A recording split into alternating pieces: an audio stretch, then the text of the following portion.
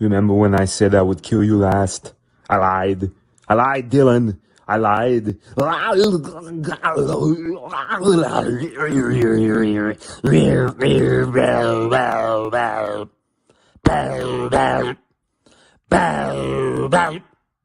Free up!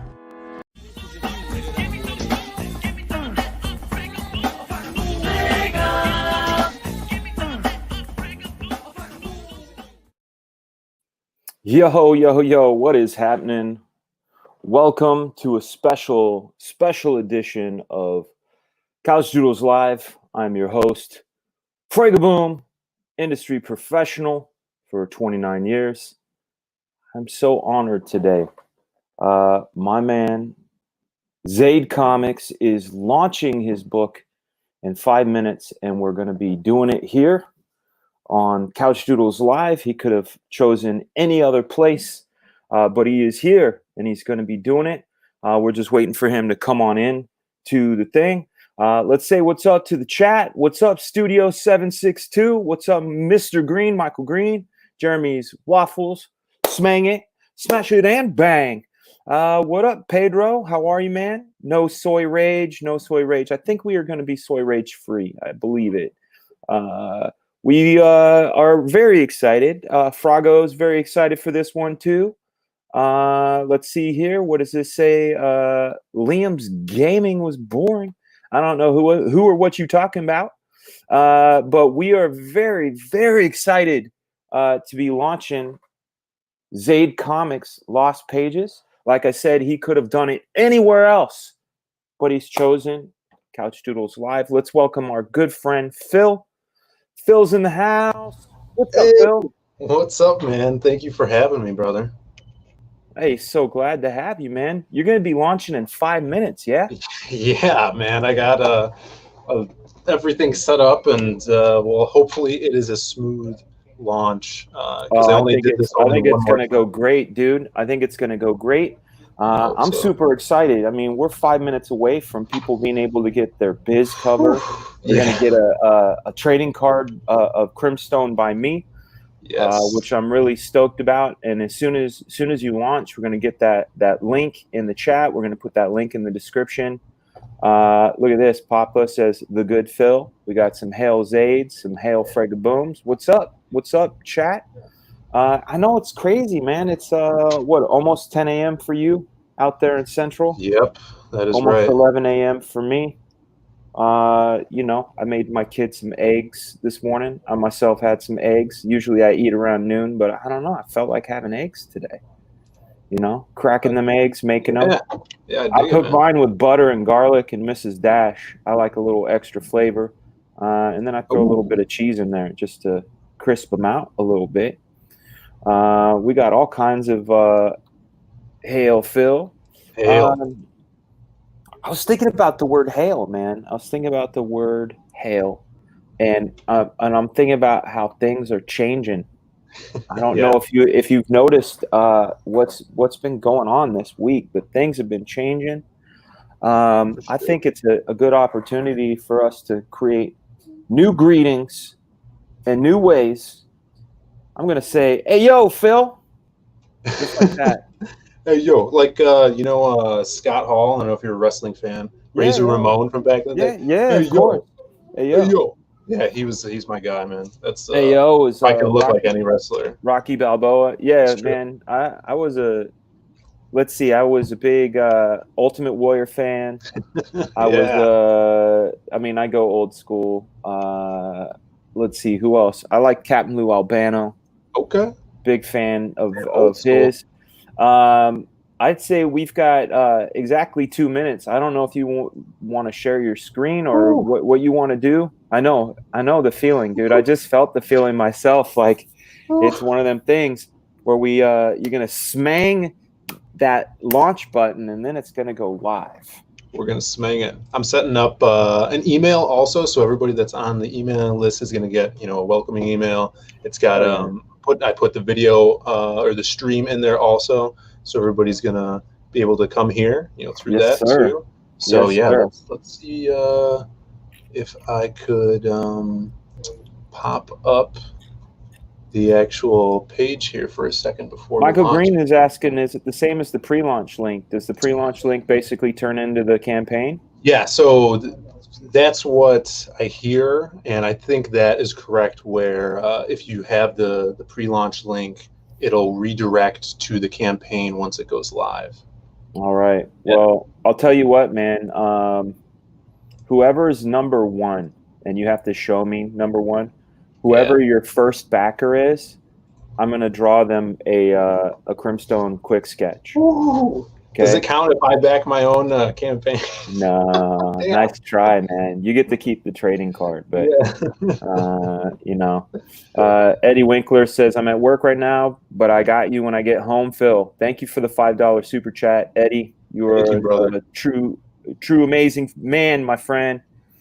Let's see. We got 25 seconds. Or no, sorry. 30 seconds as of now. So oh my God. There we are. Check that out, guys. Look at, oh God, it's beautiful. It's beautiful, man. Yes. Oh man, I'm so excited. Ooh. What up, Mogwai? How are you, man? Little preview here. And then, okay, we're gonna count you down, dude. We got 10, 9. Wait, I gotta get 8, to the place. 7, 6, 5, 4, 3, 2, 1.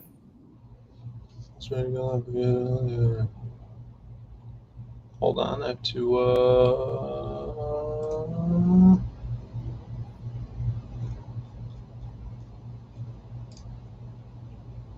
It says. What does it say?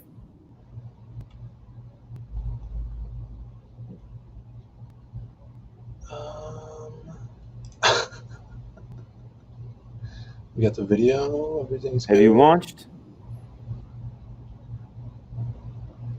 Oh, okay.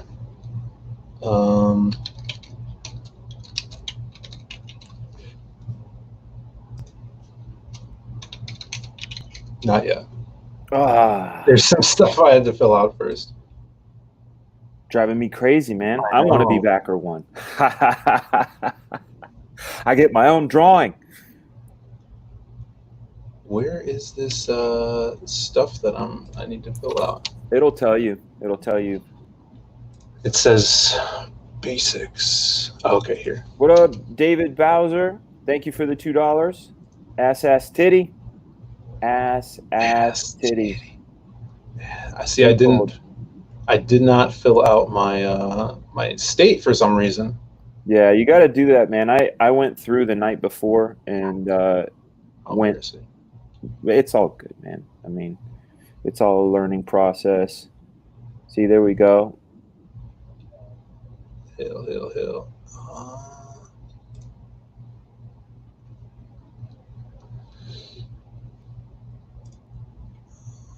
No, I can't. Good morning, Splintering.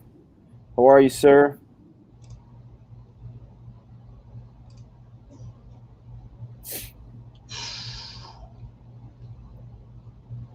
Just say when. Just say when. Okay, Illinois.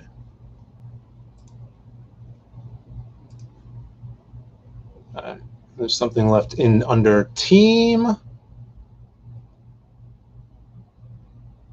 First person, backer number one gets a Crimstone sketch by me. I know. Do another countdown for the itchy trigger fingers. That's what Red Gay said. All right. Do count it down. Should be good. So 5, 4, 3, 2. Please work. No, not yet. No. I'm like over here hitting refresh like a mother. I know. Oh, okay. Freaking state again. God dang it. Yeah, you have to hit save. As soon as you put it in, you have to hit save. It's like a constant thing. 5, and Dino. 2, 1. Go. Launch campaign. Oh, it's happening. There it is. There it is. All right. Get this perk. I'm doing it. I want to see if I'll be backer one. If I'm backer 1, then somebody will have to be backer 2. Make sure you guys look at all those perks. The sexy, sexy perks. Ha! Backer number 1, yo. Did you get it? Yes. Dan Frigg is backer number 1. Backer number 1. Okay, backer number 2, you get a Crimstone sketch. I get to draw a Crimstone sketch. I'm backer number 1. I'm number 1. Oh, level 7 says I'm backer number 2. Congratulations, level 7. Make sure you get Zaid. Make sure you get Zaid your info. I'm sure it'll be in there, and you will get a Crimstone sketch by me. Big love for Zaid. Let me grab that link right now and open it up so we can watch this motherfucker grow. Man, that's such a beautiful cover by Biz, man. Oh. That's got to feel magical for you, dude. It's mind blowing. Like and we're gonna be getting this as a poster. You're already 4 backers in. Yes. We'll be getting that as a Red poster. Valkyrie. What's up, lady? There we are. Congrats, Phil. She'll be back in later today. Thank you so much. What's up, Carl? Congrats on launch. Back Lost Pages, epic book. What's up, Carl? Good to see you. Thank you for the super chat, my friend. €2. You helped my channel.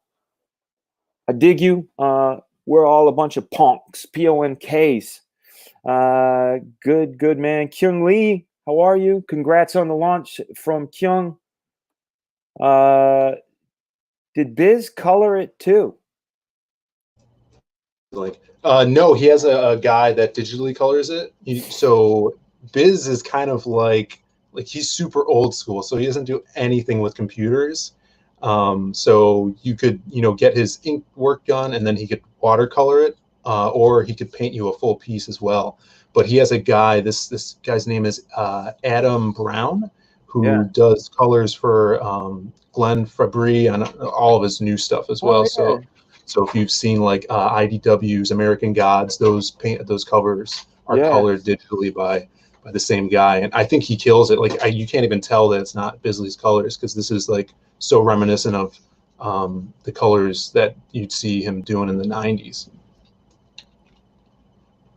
Yeah, I remember the first time I saw Glenn's stuff, I thought he was like a Simon kind of dude. Yeah. Scott McCullough, Door Kickers, Peregrine. What's up, my friend? It's good to see you, Scott. He says, congrats to you, Mr. Phil. Thank you. Mikey Woods with a big Fragaboom.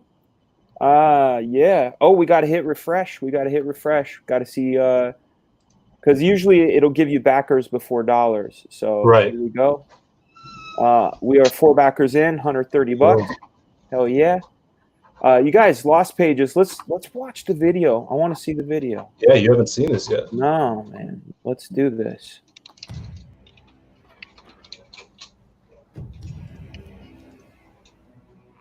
The Lost Pages, from the minds and hands of Zaid Comics, comes the first book in their connected universe of heroes, with a cover by legendary illustrator Simon Bisley. The Lost Pages is a story of a magical book in the hands of a homeless man.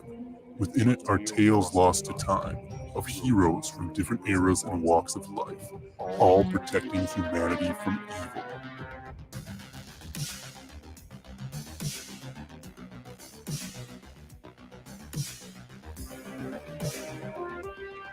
As the word of the book is spoken around a trash fire, new crusaders of justice will be revealed to this world. A supernatural vigilante on the hard streets of Chicago named the Silhouette. An ancient sorcerer battling horrific myth on the high seas known as Wild Card. A modern-day mental monster from the mind of a bodybuilder babe, Crimstone.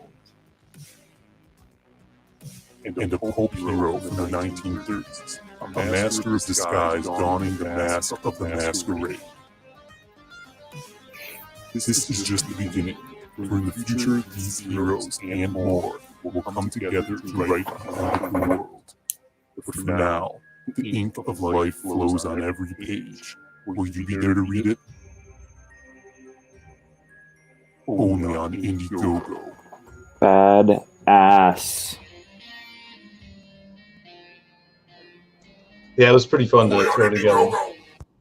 That is badass. I also appreciate the little shout out to Black Flag in the alleyway there. See that? You noticed that? I caught that. Oh my gosh! Here's a new guest to the Couchdoodle show. I know he exists. I knew he existed. I appeared tail. I'd never met him before. Brandon Diaz, how are you, sir? Hey, how's it going? Going well, man. Welcome to the show. Thanks for having me. Thanks for coming on, man. Congratulations on the launch of The Lost Pages, man. Very exciting book. I love your characters. I love the fact that this is a shared universe. I'm really interested on seeing how this all ties together.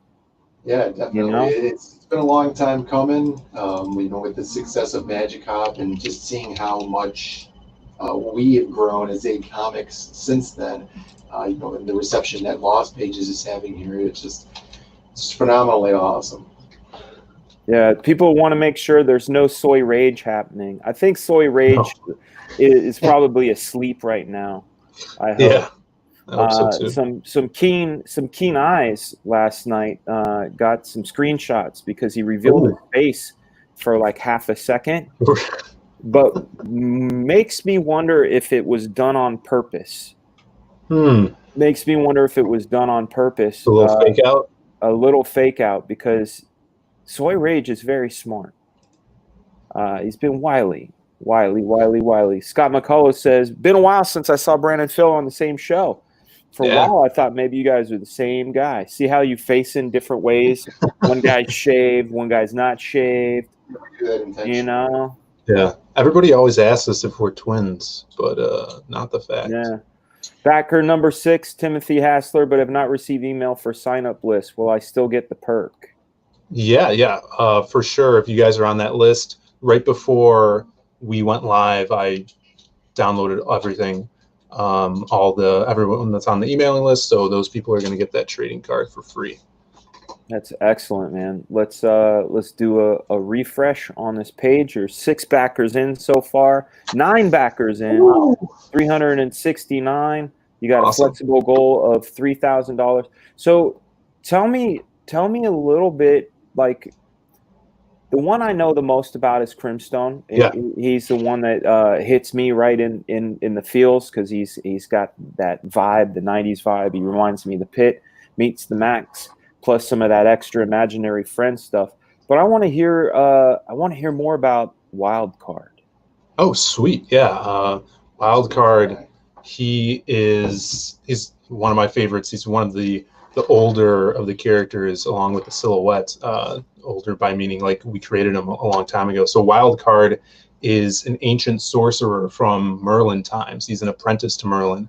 And in every different story you see him in, he'll be in a different time, it's a different era, I should say, because he doesn't age. He's immortal. So his basic duty is, as a defender of the world, is he keeps the balance between man and myth. So he's a character, if you guys love monsters and mythological horror, he's the character for you. And I do. Yeah. Ball, the artwork by Ball is fucking nuts. Yeah, Joe Ball is so detailed, and was so lucky that he wanted to work with us. He's an amazing artist, a great friend as well. But Wildcard gets his power from the card that is on his arm. If you see some of the pages, he has this Joker card that is from the half of the first deck of Magic that Merlin created. Yeah. So that puts these tattoos on his arm, and he's able to pull out cards and put the magic into his arm to summon, anything really. He has control over nature and emotion. So in this story, we'll see him fighting the Siren Sisters, the 3 sisters that lure sailors and passersby to crash onto land and devour. I think my wife is a siren. Really? Oh yeah, she got me easily. I crashed. I crashed upon her rocks, and I've never left. Froggo Funding says, "Now take your shirt off again, Brandon. Brandon, are you going shirtless sometimes? What's happening? What is that?" Well, I always wear a tank top under my shirt, so sometimes I take my shirt off. Okay. Just because Joe Froggo wants. Yeah, Joe Froggo. Joe Froggo wants what Joe Froggo wants. You can't argue with the heart, you know. I'm realizing something. It's like a Zadeception over there. When I look bigger, I see both of you with your Crow poster.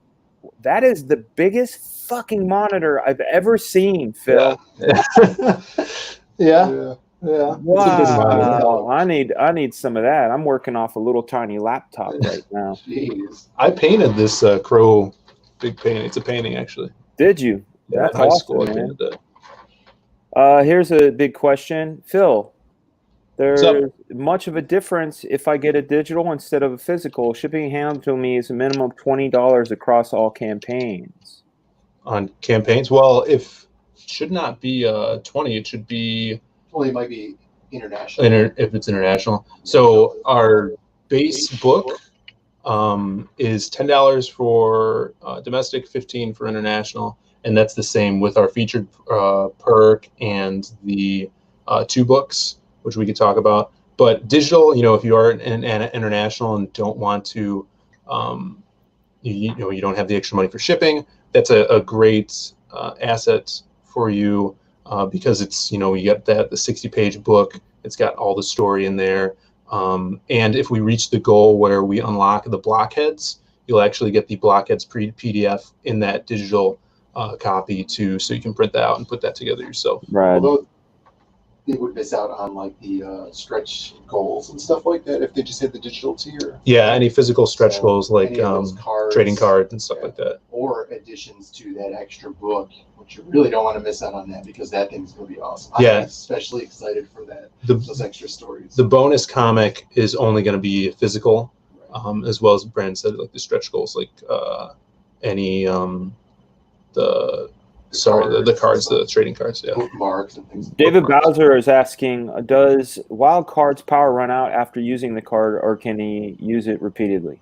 Yeah, so he has kind of a deck satchel, kind of like a holster, so he could pull them out. They'll disintegrate, but the deck is so magical, it kind of refills itself. He could be stripped from the deck, which, if someone takes the deck away from him, he loses a lot of his power and has to use other resources that could be detrimental to kind of sap magic away from other things. All right, man. I know this is like asking like who your favorite kid is, but who is your favorite of the characters in Lost Pages? Man, that's so hard because writing them is one thing, but actually getting pages in and seeing these characters in an art style, it's like I'll get a page in and be like, no, this is my favorite character, this is my favorite story that I'm so excited for, and then I'll get another page from a different artist and be like, no, this is it. But ever since I was a kid, I'd go through phases of what I'm really into, whether I have obsessed with Mr. T for a little bit, or X-Men, or just my dad would call it the flavor of the month. But right now, it's probably Crimstone. I love Crimstone. Back when we were first doing comics, Right now, also, it's probably always I'm going to be stopping a lot because I can hear myself and Phil's mic. Can you? It's not your fault. It's because we're in the same room and my mic is muted, so we're just using his mic. That's weird. Oh, weird. Yeah. Yeah, I could see that your mic's muted. I was wondering why his sounds better than yours. Yeah, he's a little I thought it farther. was like a brother, like a sibling rivalry where you're like, I get the good mic. But back when we were doing the original design for the Silhouette universe, as it was, Phil's guy was so much wild card because at the time Phil was like really into Gambit and poker and stuff, and so his tastes have changed a little bit now, especially since he's become like a biker guy, and so he really loves Good Crimstone. But there's so many more characters in the Lost Pages that are not even in this story set, and you're going to get a lot of. or let's say a few of them, as those stretch goals get fulfilled for that supplemental comic. Here's a question for you. I'm sure you're going to get asked. What up, J Money? You're going to get asked this question because I'm asking it right now. In your shared universe, Yes.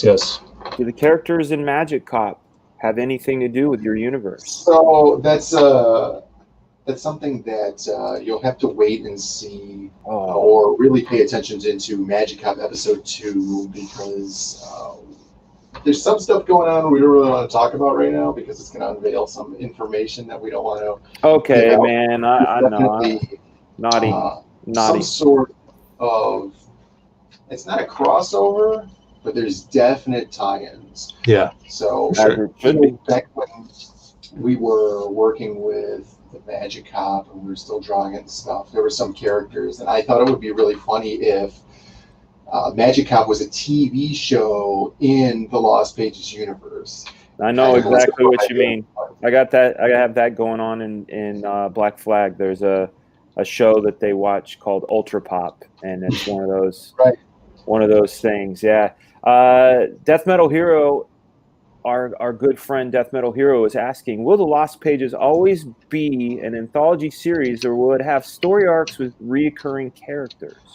So for the first one, we definitely wanted it to be kind of like, it's not really an anthology. It's more like, think of like Sin City. So you have, these different stories in one universe, but this is just in one book.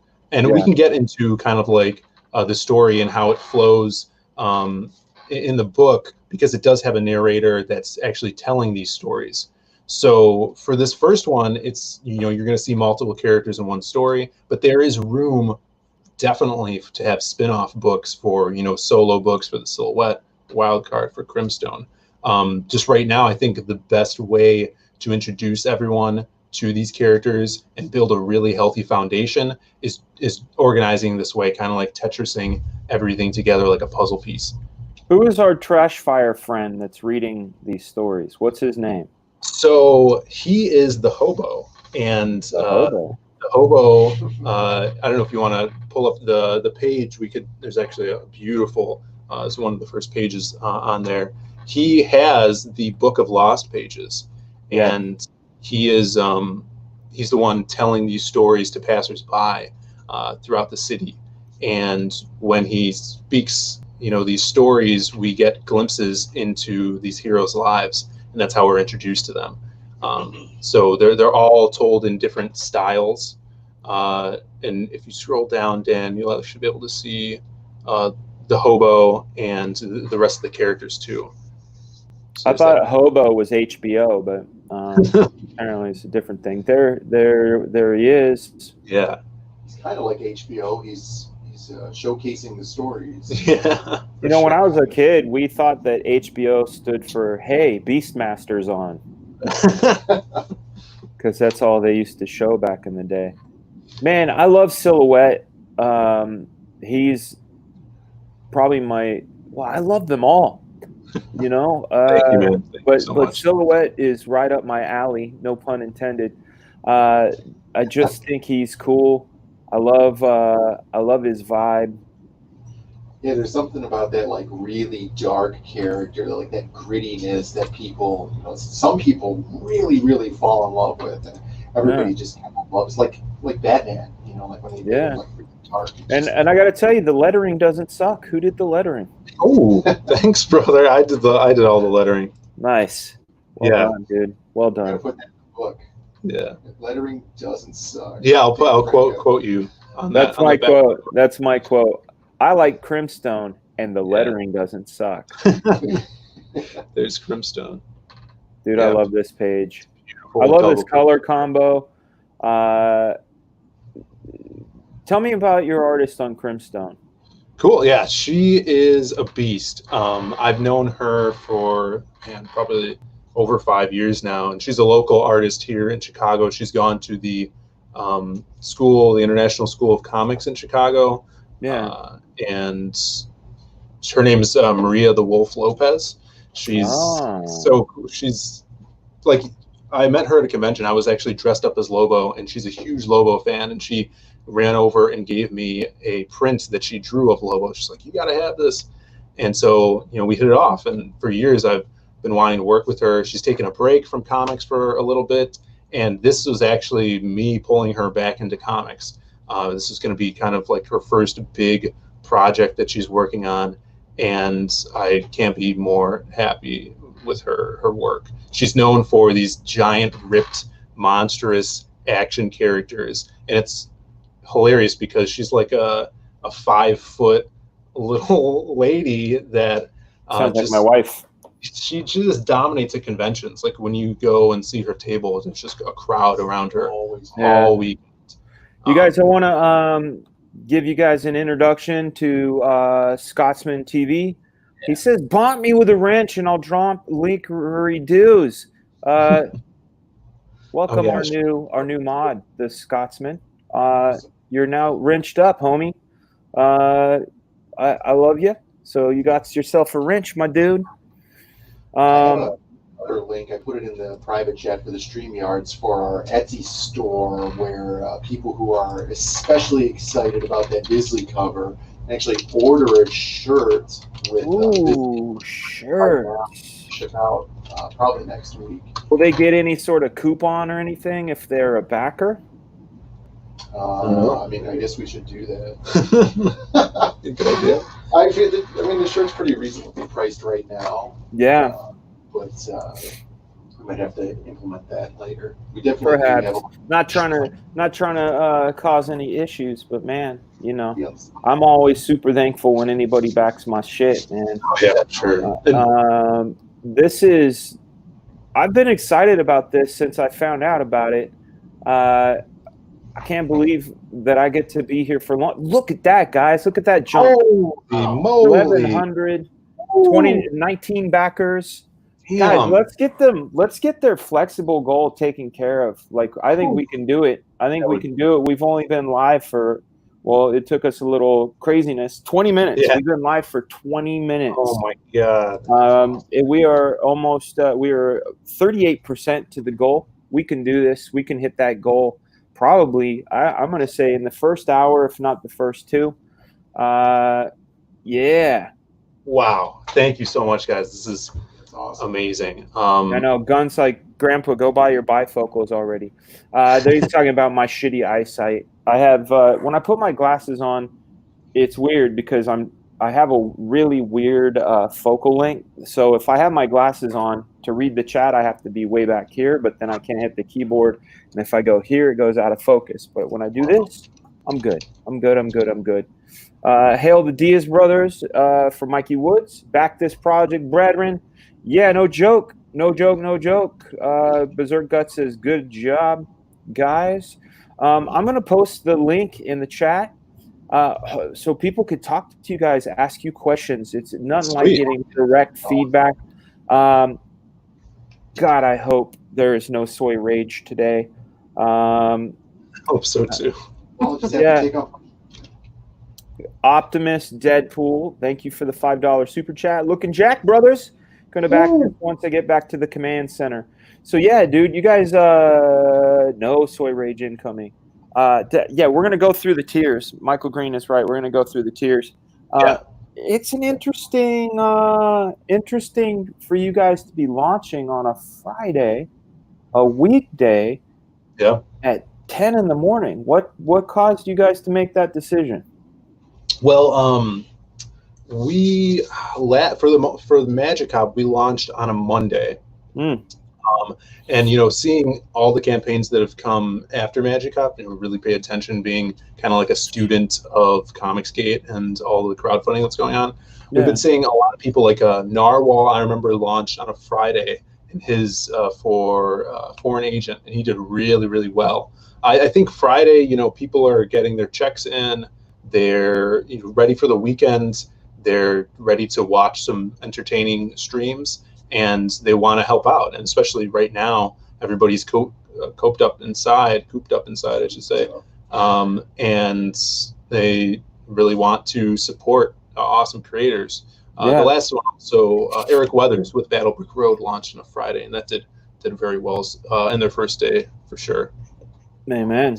Yeah, I ended up launching on a Saturday because I thought everybody would be home. Captain Chokeout, what's up, my man? Hail Captain Chokeout. I love Captain Chokeout. I wish he lived nearer to me. Yeah. I would be getting blazed and drinking with that dude on the regular. He was liking, I think when I was on Ethan's stream showing off the cover, he really liked Crimstone on there. He said he looked like a beast. Oh yeah. Yeah, man. Links in the chat, you guys. If anybody wants to come on, you want to come on, Choke Out, let me know. Check this out. Backer 17, first back on the double pack. One for me and one to give away. Also grabbed mini prints. Thank you, Darth. Fat ass. Hell yeah. Yeah, we should talk about some of the perks and kind of like the add-ons as well, because we have that special bonus comic that we want to talk about too. Yeah, let's go through the perks, man. Let's how about this? I'm gonna kill mine. Good idea. You're gonna share your screen, and then you pilot that shit, dude. Great idea. Look at you guys are already 4-figure mistresses. I can't believe it's awesome. So we have our featured perk here, which is something special that I wanted to show off. It's the Bisley signed pack. So if you guys are Bisley fans, this is the one to get, because you get the 60-page graphic novel, has all the story in it, that's signed by Simon Bisley himself. And this was crazy that we were able to get this done. I basically, when we were talking with him and his guys, asked him if he would be able to sign a few of them. And we only have 25 available here. So definitely get on that. And I actually had to send him the script and some of the pages for him to look over it to see if it was cool enough for him to sign, which Biz-worthy. Yeah, if it was biz-worthy. I was sweating on that, but he was all about it. So that's awesome. Also with this, you get a sticker pack by 6 a.m. Comics. He did all of our heroes. If you're a fan of 6 a.m., definitely check that out. It's in the add-ons, or you can get it this way as well. And our bonus comic, which we'll talk about in a little bit. I'm a huge fan of 6 a.m., except for his rap skills. I hate his rap skills. Yeah, I agree. Trying to obliterate me. His art skills are on point. Those rap skills, though. Yeah, he's always trying to kill me and murder me with his lyrics, and I can't deal with that. I want to thank Jeff Stark for the $5 super chat. Just back, guys. Backer 22, already back yours, Dan. Hail Comicsgate. Yeah, big love for Comicsgate. Comicsgate's going through all kinds of crazy changes, and it's awesome to see the Diaz brothers bringing the fucking ruckus, bringing the heat, bringing the goodness.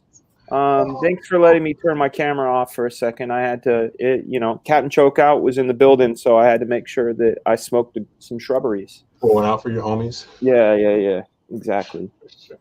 So this is the bonus comic, Dan, that I was talking about. It's called Myths of the Lost Pages. You actually kind of helped me out with that name. I don't remember if you remember, but you're like, what if it's Myths of the Lost Pages? Yeah.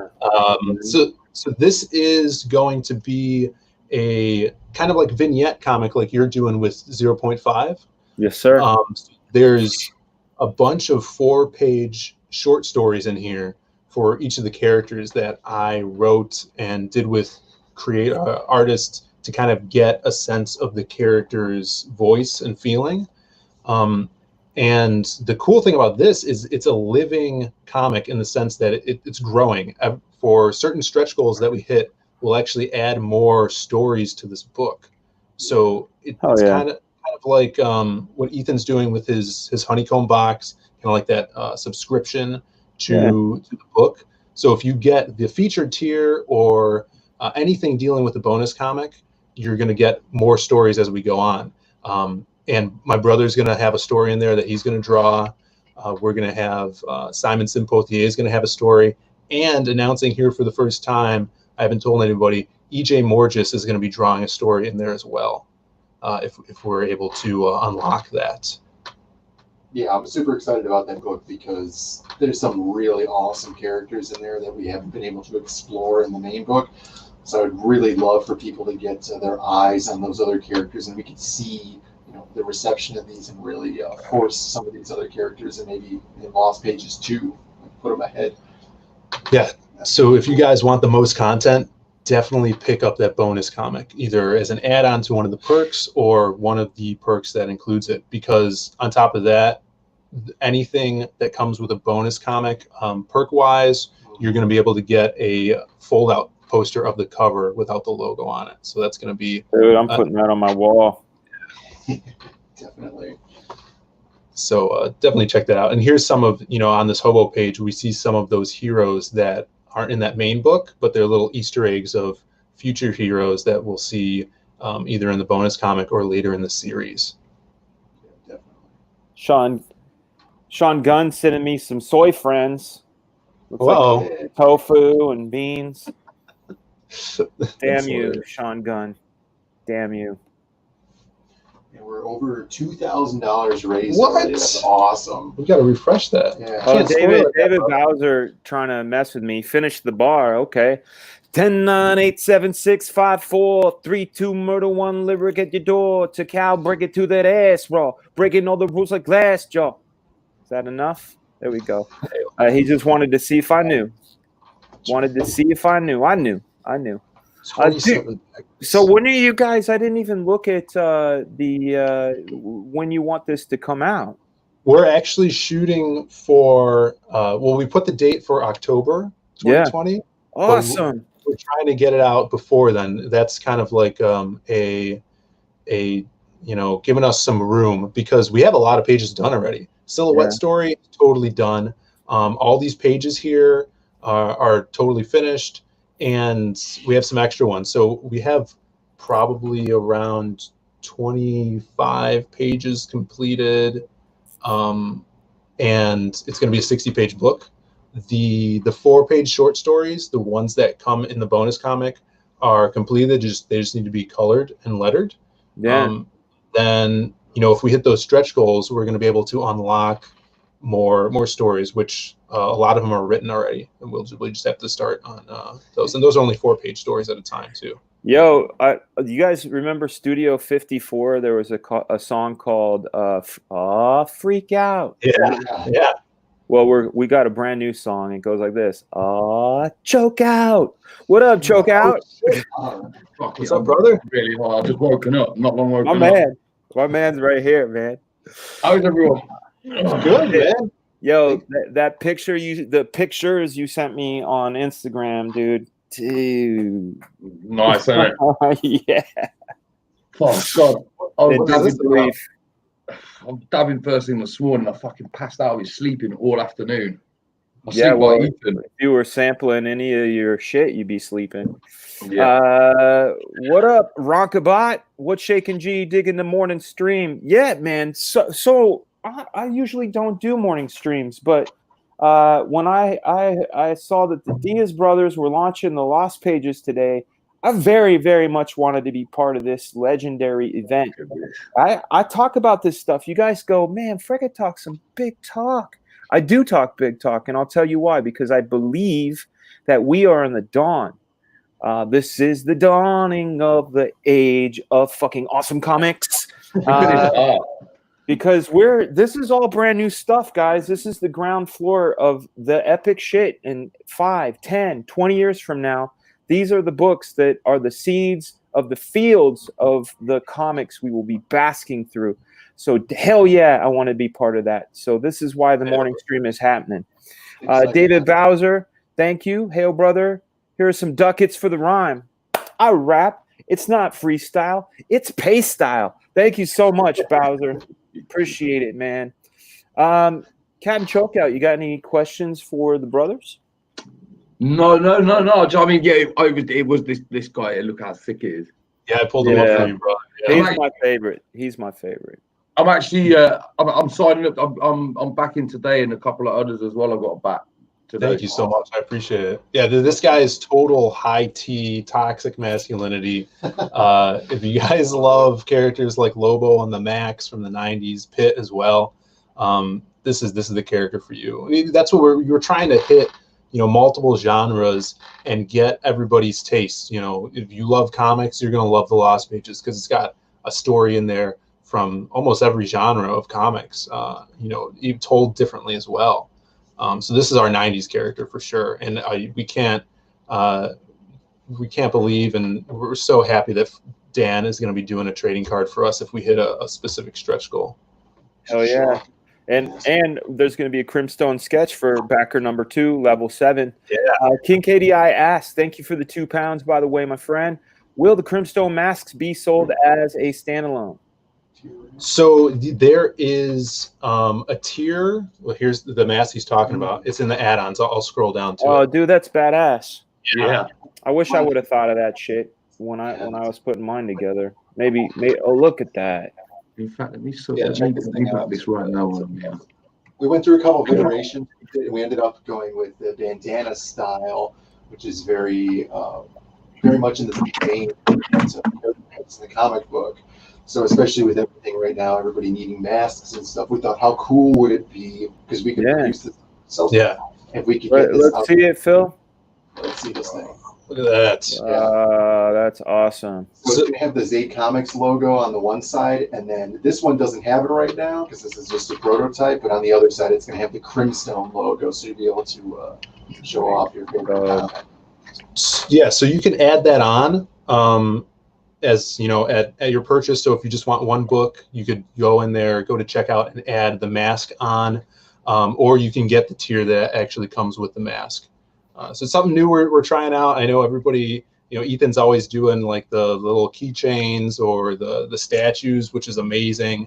I know you know you're working with a sculptor that's doing a gorilla bust with what looks awesome. Yeah, man. So we definitely want to expand the company, do some more merch and things. And this is one kind of like a simple way we're able to. You guys could rep Zade Comics and the Lost It's something you Pages. could use. We really love it. I'll just back this tier now. Oh, thanks. Yeah. Hey, yeah. Hang on, give me My 2 man. seconds. We could have 3. That should be. Hang on. Yeah. Tiberius has an interesting question. Hey, no, it is an interesting question, and let me answer that one. I got mine. We shipped out the first batch as soon as we were supposed to be able to fulfill. We fulfilled on time. We always want to make sure that we fulfill everything on time, and we're still time and on editing site. now. On site. Hell, brother. Yeah, back done. Thanks, Captain. Awesome. You got it. Sick. Since you back today, Captain Chokout, you're gonna receive this free Andrew Huerta trading card Nice. of the silhouette. So everybody that backs during the first week is gonna get this. Something special that we had planned. Working with Andrew was so cool. He's a true talent, and this is. I just got it. The mask tier as well. That one just had the 2 books on them and Oh, awesome, man! Cool. it's nice. The mask is sick. Yeah, so we're trying to put as much as we can into this, working our asses off, because these are, like Brandon was saying, characters that we've been kind of like writing and thinking up of for years. I think I put a video up on our Zade Comics channel that kind of went through the backstory of these characters, and I showed off the original concept art for the silhouette, and it was drawn in 2011 that Brandon did. Yeah, So That's crazy. Yeah. Dude, this page with Masquerade, I love that. It's got intense, There's so much intense emotion. imagery, the acting and the characters below. He kind of you guys hit it right on the mark. You said he's a pulp character from the 30s, and he reminds me of a character from the late 30s called the Spirit. And this art reminds me of Will Eisner. I fucking love it. Doesn't remind you of the movie The Spirit. yeah, the movie. No. I didn't bring that up. Come on, man. I'm talking about the source, the goods. Yeah, this is a great example of a character that is vastly different than anyone in the book. Like you look at Crimstone, he's got that 90s feel, and the Masquerade is even told totally differently. He has narration, as you can see these narration boxes, and it's narrated kind of like a Batman 66 episode, where it's like deep in the bowels of an abandoned library. So I was, taking a lot of influence from Denny O'Neil's The Shadow and how he would do narration in that book. Totally love that. And another unique thing about the Masquerade is he's kind of obsessed with dramatics and theater, as you can tell by his mask, and he speaks in only Shakespearean language. So I am pentameter. So it's kind of a challenge to write, but it's really fun to write and read. I'm a huge fan of. For us knuckle dragon types. Yeah. I call myself the troglodyte supreme. Give us an example for those of us that don't know what iambic pentameter sounds like. Is it da da da da da da da da da da da da da da, or is it a specific way? So it's all about stresses. So an iambic pentameter, and iamb is like a stress. So, and then pentameter is pentameter, so it's 5. So you're stressing with 5 syllables in a line. So it kind of, Shakespeare would say it acts like a heartbeat. So you go but up, but up, but up, but up. So one of the lines is prepare to be unmade by masquerade. So when he pulls out his sword and stuff like that. So specifically, it doesn't really always have to rhyme, but it should with the stresses, and it's that flow and feel of how you would speak Shakespearean language as he wrote it in one of his plays. For sure. So this character is kind of all about storytelling, and poetry and stuff like that. So I'm a huge fan of the way Alan Moore would write Etrigan the Demon and have him rhyme all the time. Yeah. So it's really fun for me. There was a character in Heathcliff that was a roller skating cat that only talked in rap. Cool. Hey, dude, go up to the top, hit refresh. Smang the refresh. We want to see how you're doing against your goal. Smang it. Yeah. We're at 206. Ooh, about $704 away from smanging the fuck out of that goal, dude. Easy day. And doing it. We're gonna do it in an hour, dude. You're gonna hit your goal within an hour. We're gonna do it. We're at 31 backers. I think we can get to 50 backers by the end of the hour. I think we can do it. That would be awesome. Yeah, Sark. Heathcliff, man. Heathcliff was the shit. I used to watch Heathcliff and Top Cat. Those were like my favorite cat shows when I was a little kid, man. Was it Heathcliff and Marmaduke? Yeah, Marmaduke. Yeah, it was Heathcliff and Marmaduke. Yeah, exactly right. Brohawk, what's up? David Brohawk says, "Why are you up so early? You are freelance arts." It's almost noon here, brother, man. And I have a 1-year-old, so I don't dictate when I get up. A baby does. What does that say about me? Smash it and bang. This is exciting, man. Like I said, and now tell me this. Yeah. Sorry. Excuse me, just 2 seconds before I forget. Whoever it was that asked in the chat, it was $15 shipped to the UK. There we go. 15 to UK. Yes. I'm a historian, brothers Diaz. I'm a big-time historian, and I'm always trying to make sure that I'm locking down on first appearances and things. Yes. Is this where people can get the first appearance of these characters? Well, if you're an OG Zay Comics fan from back in 2011 and frequented the Chicago Wizard World, there are a couple of floppy silhouette issues out there. Mm-hmm. Totally different story, though. Totally different art. I was horrible at writing. I was just out of high school. So those would be the first print appearance. But this is, specifically for the silhouette, this is his first appearance in traditional art.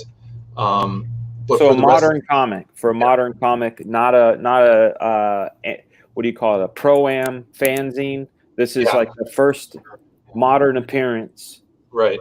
And for the rest of the characters as well. This is the first. So people want to back this, especially because this thing, it's got hit written all over it. For my money, people want to make sure they get this just for the investment. I recommend get 2. I'm not a slabber, but this is a first appearance, guys. So you might want to slab this. Definitely want to smang it. But yeah, get on this for sure. It's definitely going to go far. I know Lost Pages 2 is going to be a huge thing. So getting on board with this right now is going to be really important. And if you are a collector, that bonus comic is going to have extra characters in it, where that will be the first appearance for those characters as well. Awesome. Adam Poe says, wasn't this the book I was rapping about on this channel last night? It sure was, Adam Post, and a good rap at that. That's right. Speaking of which, I'm putting the link in the chat, and I can guarantee this is a Soy Rage free stream. I'm pretty sure Soy Rage is not around. I believe he's not around. But if you want to come in, Mr. Post, you're welcome. You're only the second best hype man in the business. I have to give the number one slot to Michael Green. That guy knows how to promote a book. Well, actually, Soy Rage. Soy Rage. Yeah, he is. I don't know if he's legit. He's like an Andy Kaufman type guy who comes in and fucks shit up, kicks me out of my own show. He's big time SJW fan. Really? Yeah. He's talking about how Marvel and DC are the best, how we're the worst, and it's yeah. So yeah, I think he's King KDI says today is Kevin Day. His wife Kevin, who sounds like a burly man, but I don't know, man. Yeah, who knows what's going on with that? King is in the house. What's up, Joe? How are you, dude? Hey, what's up, guys? Hey, Joe, what's up, man? Yeah, you're off to a good start. Thank you. Thanks for being here, man. You got a campaign coming up too, man. Yeah, I didn't know you were launching today. I'm launching tomorrow. Hell yeah! I'm going to be what going time? on Adam's stream. Adam, Arch City Comics, around, I guess 7 in the morning. It's going to be another morning launch. Yeah, 7 a.m.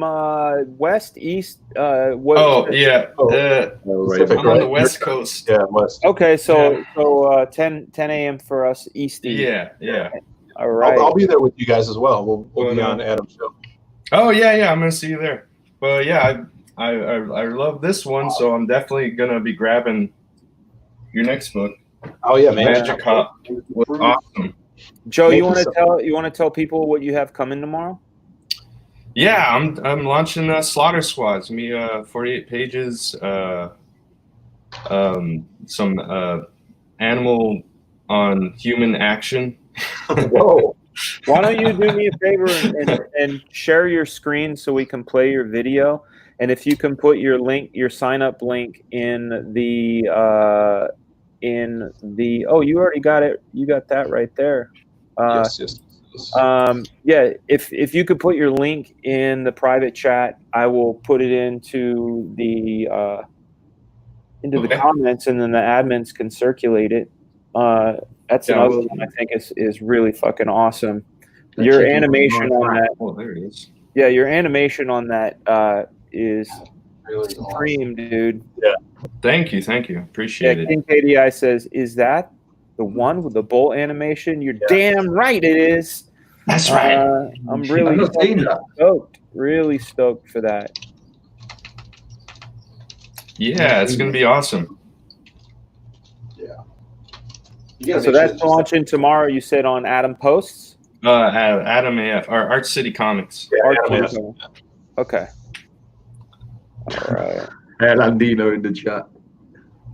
Who? I keep hearing this guy. It says, "I'm back. What the fuck?" It's the other guy from Wenger's stream. I've never met Wenger. I've only been with him on.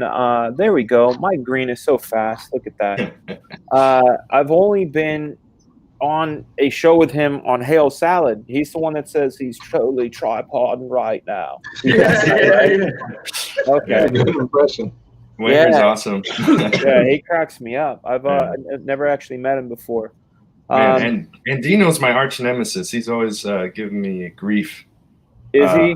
Yeah, I challenge him to I'm going to challenge him to a duel, like Pistols at Dawn. Him and Jabba the Hutt, they're a rotten pair. Are you gonna? Do you slap him with a leather glove first? You, sir, I challenge you. Yeah. Well.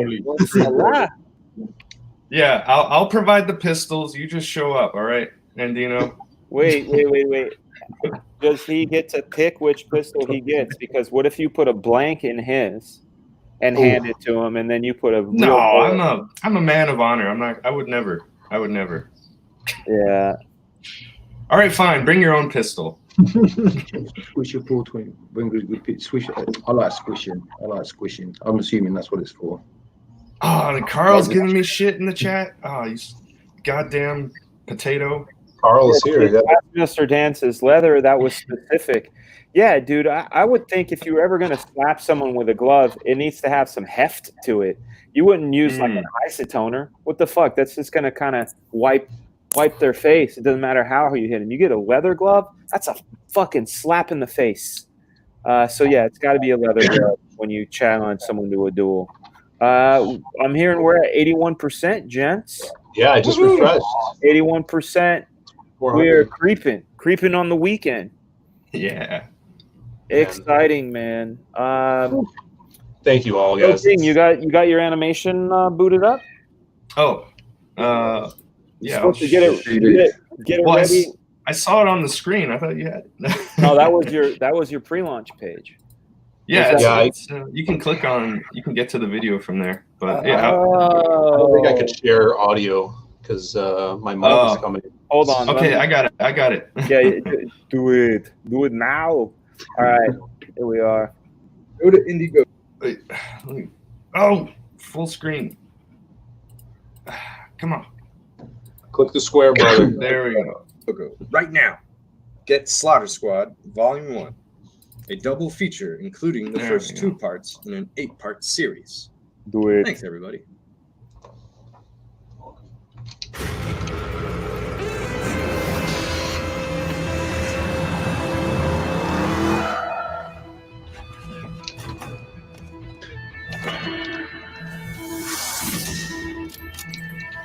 You sure you want to go back in there? A bull's gotta do what a bull's gotta do.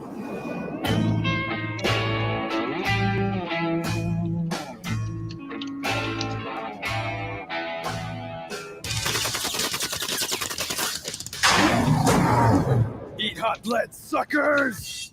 Huh? What?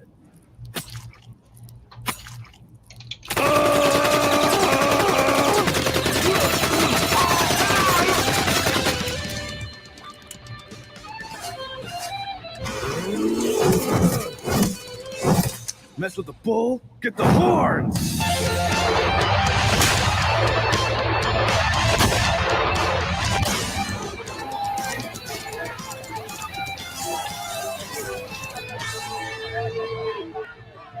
Shit just got real. Who the hell are you? Who the hell are you? 100% psycho beefcake. Think you can handle it, Susie? Fuck you, asshole. Fuck you, asshole! Your horns are strong. That's what she said. Why would she say that?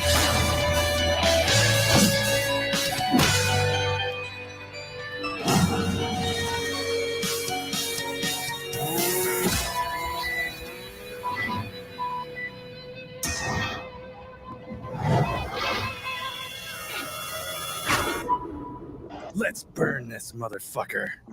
Hell yeah! Michael Green Cockroach Commando reference.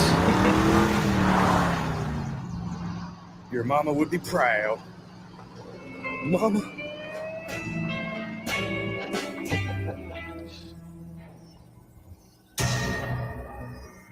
Kilgore. You're dead meat. Nah. Love it. That guy. Thank you so much for sharing that, dude. So you're launching tomorrow. That's right. Yeah. Beefybowl.com is where people can sign up. Link is in the chat. Diaz Brothers. Yep. Did you guys sleep well last night? How did you feel before launch? Well, I don't know. I know Brandon goes to sleep early, but I was up late and then tried to go to sleep, and then it was like Christmas, like a little kid at Christmas. I couldn't go to sleep, but then I think I passed out like around 5 something in the morning. Crazy. Yeah. I slept like a baby. I slept like a baby before I launched, man. I felt like everything was all sewn up and tied down. Hi, babies. Hi, Mama. With Joe, were you a fan of Ren and Stimpy? That reminded me kind of like the artwork. Oh from yeah, that. yeah, definitely. Especially the bully reminded me of Mr. Horse. Yeah, that was a big. That was definitely an influence. Oh, sorry, just mute a second, my phone.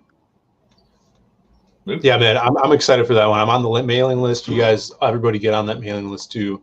It's so Thanks, cool. Joe's putting a lot of work into that book. For sure. Thank you. Let's bring up. I'm looking forward to your next book. It's gonna be awesome. Thanks, man. Zaid, you gotta. Well, I call you Zaid. Phil, you gotta share your screen. All right. Yeah, let's see what we got going on. I refreshed just a second ago. We were at 35 backers, 2,686, 89% 50 backers. Let's get to 50 backers. Let's do that. And then if you guys are wondering more about the characters, if you guys scroll all the way down to the bottom, I put some bios down here. It's a lot to scroll through. It wanted to make sure there was a lot of art on here, but bios for each of the characters. You got their cool logos and the whole bio screens. These will actually be the same bios that are on the back of the trading cards. And with amazing art by guys like Huerta and Frega, and much more. Sure. What's the tier? What is the stretch goal for my card? We haven't figured that out yet. It's gonna be above 12K. So Okay. the first actually for yours. Wait, no. It'll be under. So it'll probably be around 11. We're thinking about that because I'm sorry, the bonus comics get added into the the extra stories get added after 12K. So those will come with the story, and then we're thinking about doing trading cards for those characters as well to keep them coming because Awesome. we want a lot of content with this book. So for people that just get the book and not the extra stuff, they're still going to be getting a lot of cool trading cards for just their $25. Yeah. Hey, sorry guys, I've got to get off. I've got to go and do a few bits and bobs. Handle it. Thank you, Captain. Thanks for joining for coming. us. Yeah. No, hail the chat. Hail everybody. Take care. Have a great day. You too, man. Hell, brother. Peace out. Booyah. Booyah, Kushak. There he is. If you guys are like original art, we do have some original art sketches that Joe Ball is going to do and Maria. So if you go to I think it's $125 tier, you get the Lost Pages, which comes also with the bonus comic and a sketch. So when you click on that, you could choose to get your sketch done by Joe Ball or Maria the Wolf, and they'll do a character from the book as well. And there's a little example there with the sketch done by Joe Ball. He did a quick one of Wildcard. So I know everybody loves original art. Get that, and then we have pages as well. So if you guys want to collect some pages, we have pages from almost all the stories. You can get a silhouette page, Wildcard page from Joe Ball, or a Maria page for Crimstone, and some double page spreads too. So, with Magic Cop, we weren't able to do that because it was all digital. We really wanted to make that available for CG for sure, the backers. That's pretty incredible. I didn't realize that Magic Cop was a digital book. Yeah. Well done. Well done. But yeah, there's nothing like having originals, man. Yeah, that was one of the problems with Magic Cop is that I'm not very good at traditional right now. I need a lot more practice. Why not? So Why? I have no practice in it. Gotta do it. Draw every day, man. That's my right. The secret is to draw every day. Draw on everything, unless it gets you in trouble. And even still, But yeah, with here we definitely wanted to make sure that people could get their hands on some traditional pieces, and by doing that, that's really important to us. And as well as with those stretch goals, one of the important things that we had contemplated for a while was with the stretch goals, we wanted to do something a little bit different. And when certain comics, I don't know, I can't even think of it off the top of my head, you'd have like a stretch goal for something, and it would be another story, or like something that was, we're going to put more pages into a comic, and that's really cool because content is always awesome. But what we wanted to do was to give content that wasn't necessary to the content, because my argument was, if it's more content for the main book, well, shouldn't it already be in the main book? Right. If it doesn't need to be in the main book, then what of importance is it? And so here, we decided to do our major stretch goals as adding more stories, but in the supplemental comic, that were self-contained, just more character arcs and things like that. But, for the people who are not interested in getting that book, and they're just interested in the main book, what we wanted to do is still get them involved on the stretch goals as well. And so as we unlock those stretch goals and we add character cards as they come out, and then when we finally reach those stretch goals where we start adding stories to that second book, those characters that are added into those stories in the second book get their stretch cards too. And so the people who get the book, that supplemental book, gets the stories and those cards, and the people who didn't get the book, they still get those cards as well. Yeah. That's incredible. Now, I want to let people that are like deep pocket types who are huge Simon Bisley fans, they need to know, because I was going to ask, but I saw that if they really wanted to, they could buy the cover. Yeah, for sure. And that's it's a big tier because it comes with like everything, right? So you get the book, you get the bonus comic. The book is actually going to be signed by Bisley as well, and it's going to come with the original art, which is hard for us to part with because I want that. I know what you mean. It's going to be worth it. If we sell it, for sure, it's going to help a lot. But deep down, you don't want anyone to buy it. Yeah, of course. Those are my characters, and Bisley drew them. But I feel you, a monkey. He says I have long pockets and short arms. I know I'm like a T-Rex when it comes to dipping in my own pockets. At that price point, I feel like it would be worth it, because somebody's going to be really invested in that piece, and that means they really, really want it. Yeah. Oh, yeah. So it comes with the cover art. It comes with a signed Bisley book. It comes with the bonus comic, and the poster.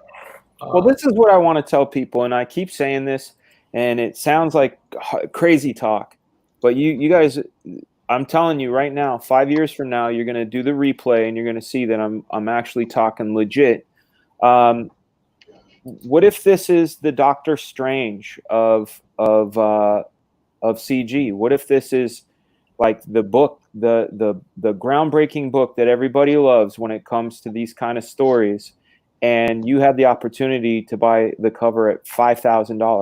Can you imagine being able to buy the cover of Strange Tales #1 for $5,000? Now it's worth, $300,000. That's the kind of stuff I think about when I make purchases. Is I take risks, but this doesn't feel like a risk to me. This feels like going in for the enjoyment of it and getting the perk of the fact this is ground floor of history making stuff. That's for sure. We here, Phil and I, we love what we're doing. We're doing it with a passion, and we want to do it for the rest of our lives. So we're really trying to make sure that these characters that we create are going to have longevity, and they're going to make it into that big scene where people know it as a household thing. So we want to put the quality in there. So when you get in on board on the ground floor right now, it's really important for us because you're helping us out. And it's important for the future history of what we're building. Absolutely. And also the thing that I think is great is the fact that you guys have been thinking about this for a long time. Like with Black Flag, I created Black Flag in 1993, first published them in 94. The series launched in 95. And I think about them all the time. So my stories come from 25 years of just thinking about these characters almost like family members. You guys have had these characters for at least 9 years, going into 10 years. Yeah.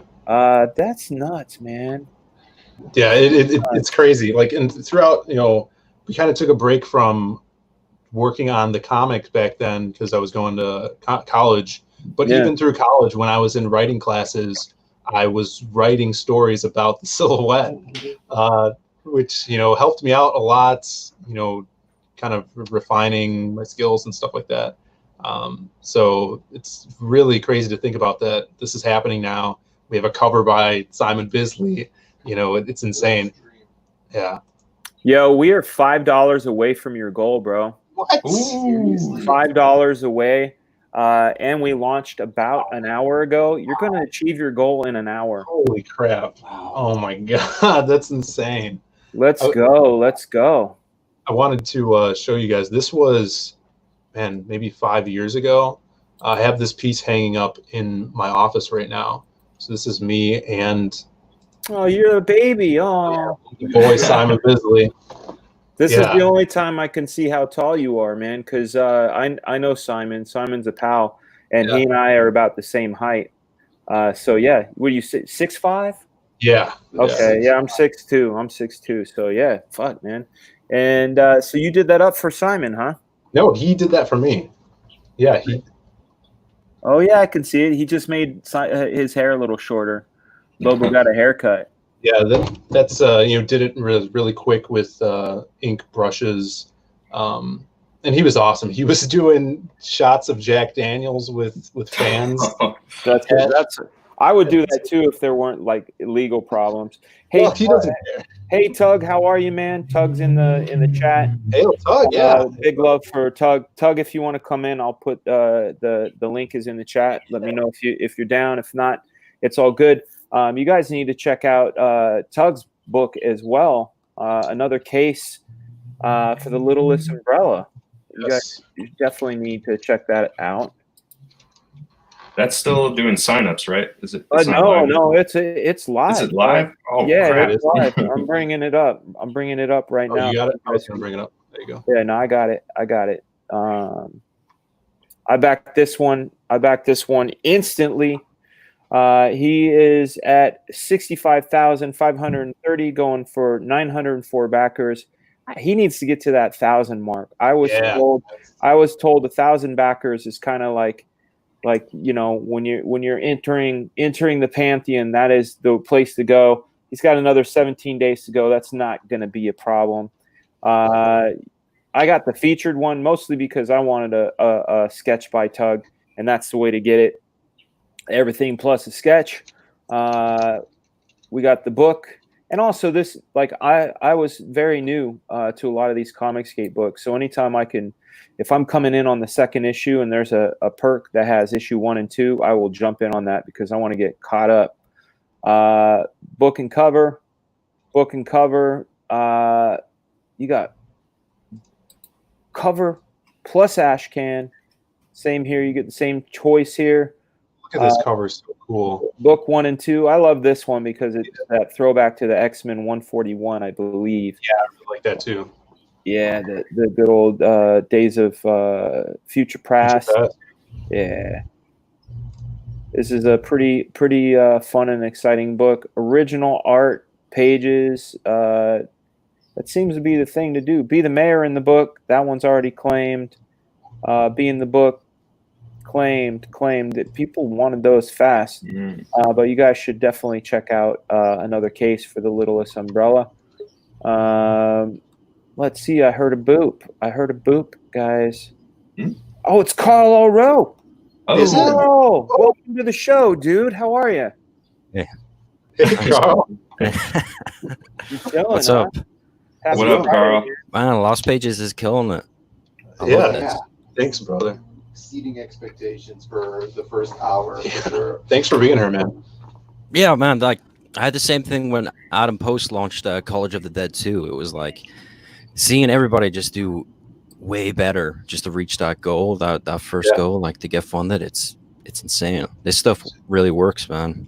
You do the work, you get out there, you entertain, you fulfill. It's like, oh, look at this. They're already saying punk beats rap. We're already rivaling.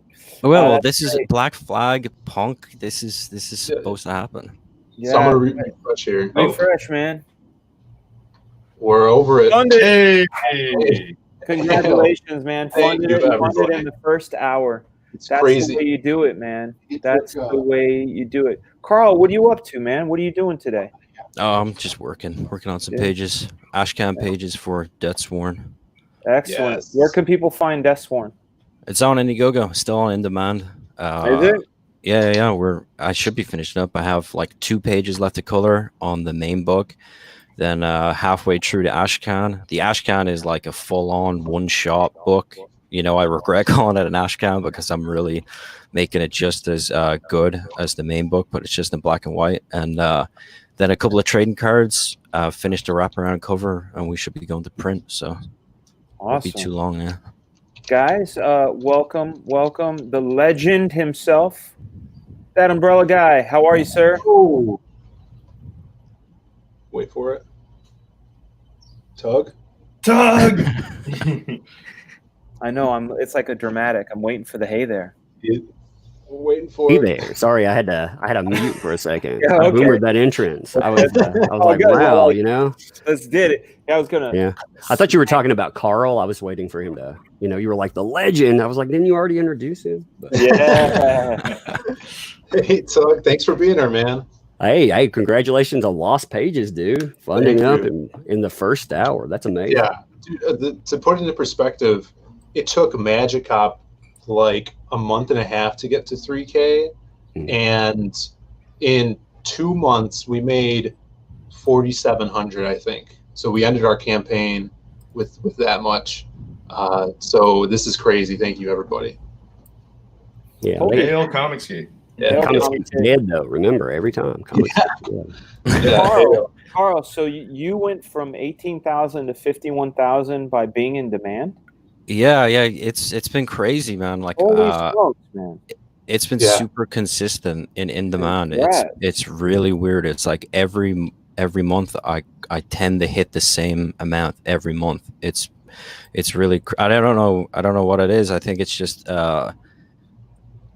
everybody's That's just been incredible. building, you know, keep on Beautiful building up book. and building up and doing different shows and always putting out work. Yeah. So Are you you coloring this too, or who do you have coloring? I do everything on this. I write it, I draw it, I color it, I letter it. Wow. Great letterer too.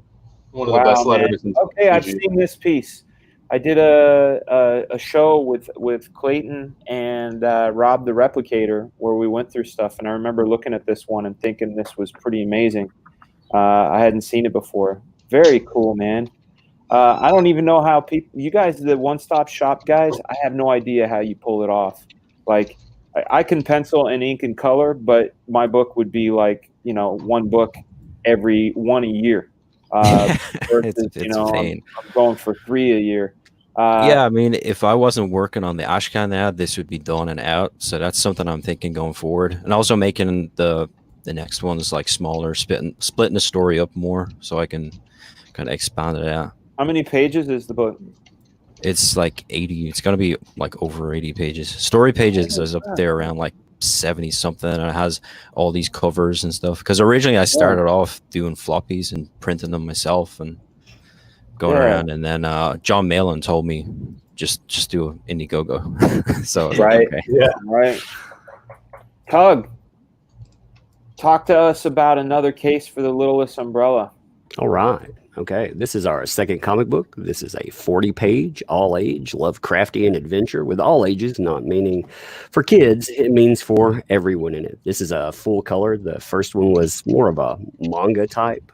This is a classic. Think of it as a classic horror story, but instead of being, horror, it's got a kid narrator. So that's the difference that separates it from being, an actual horror story. And we have I love that piece there. So our artist SK Bennett, he's amazing. He's another one of those one-stop shop guys. He's doing all of the art side of it, and I mean, his work is phenomenal. We also have a digest size. We have an ash can. I know that's technically not correct, but we have the ash can that's attached to this too from 6 a.m. Comics. I love 6 a.m. I do too. 6 is my homie. Yeah, I mean, he's one of those guys you threw down with. I thought that was. Yeah, I had to. He challenged me. Plus, he seemed to be throwing eyes at my body, and I didn't want that to be happening. I had to shut it down. You know what, dude? I got the everything plus the sketch from you, and you're the one drawing the sketch, yeah? Yeah. Hell yeah! You know, and it's if you gear up the price, you're paying about $10 for the sketch. So I know, when you get it, and you're like, dude. well, it's it No, is a man, sketch I by don't care. Tug, so you're paying $10 for it. If it were by SK, it would be. You can draw me Mr. Hanky. I wouldn't care, dude. I'm excited. Like I said, it'll be interesting. I talk about this a lot on my show, Tug. I talk about the fact that I'm sort of a comic book historian. I collect all things from comic history, especially like old interviews, and I try to get context. We always get, history is written by the victors, and a lot of times after something comes out and becomes legendary, people write about it as if it was always legendary, which isn't necessarily the case. A lot of times if you go back to the original press and get context, some of these creators had intrepidations. They had different intents when they were working on these things. But what this makes me think about, and it's one of the reasons I wanted your sketch, is like, imagine if you could get a sketch from Stan Lee when he put Spider-Man out. Stan wasn't an artist, but if I got a 1963 Spider-Man sketch by Stan Lee, you know that is going in my safety deposit box. So I'm excited. I'm excited to get that sketch from you, Tug. Well, I appreciate it, man. Yeah. I don't know. I wanted to do. I look at these comic books that we have around, like here. I collect a lot of comic books, and I look at the old print. The digital. They don't have any meaning to them, but the old print, man. When I pick them up, maybe the storyline on something might be lax. I mean, it doesn't really matter in that. You have positive imprinted memories with it too. I think back to those. I think to my grandparents, going out and picking that stuff up. And man, when we need to safeguard this medium, and the people that are supposed to be safeguarding it, they have failed us. So they absolutely have. Shine. And there's a lack of consideration for the experience as a whole. Part of it, obviously, you talked about it, the tangibility. A lot of times the memories that correlate with actually having the thing, vacations. Like I have my very first synchronistic thought I ever had when I was a kid came from a comic book. It was 1986. I was on a church trip to go to this place called Great America. It was in Northern California. It was a Six Flags sort of place. And they had roller coasters, and I was in the back of one of the transports, and I had my headphones on, and I was listening to Bananarama's song Venus, which is a cover. But they said, black as a dark night she was, as I reached into my backpack, pulling out a copy of Dark Knight. I heard the word Dark Knight, and I saw the word Dark Knight at the same time. And that's a memory that I would never have on an iPad. And then the other thing too is part of the whole comic book experience is also collecting. There's two things that happen. There's one, if you miss the boat on something, there's that scavenger hunt of trying to track it down. Like if somebody misses out on the Lost Pages or Death Sworn or your book, they're going to want to try to find it, and they're going to have to go to eBay. They're not going to be able to go to their local comic shop. They're going to have to look and hunt it down. But there's also that great feeling too. Like, I don't know if you guys are Stephen Platt fans, but I remember when Moon Knight 55 came out, I knew the instant I saw that cover that I had to grab 10 of them. Like I just grabbed 10 because I knew. And next thing I knew, 3 months later, that 10, 20 something bucks that I spent became $500. And I felt like a champion. You can't do that with digital. There's all kinds of reasons, and they just miss out on the whole concept. You know, digital comics. Stanley said it best. Digital comics are like boobs. They're great to look at, but they're better to have in your hands. You know? Right. You are right, for sure.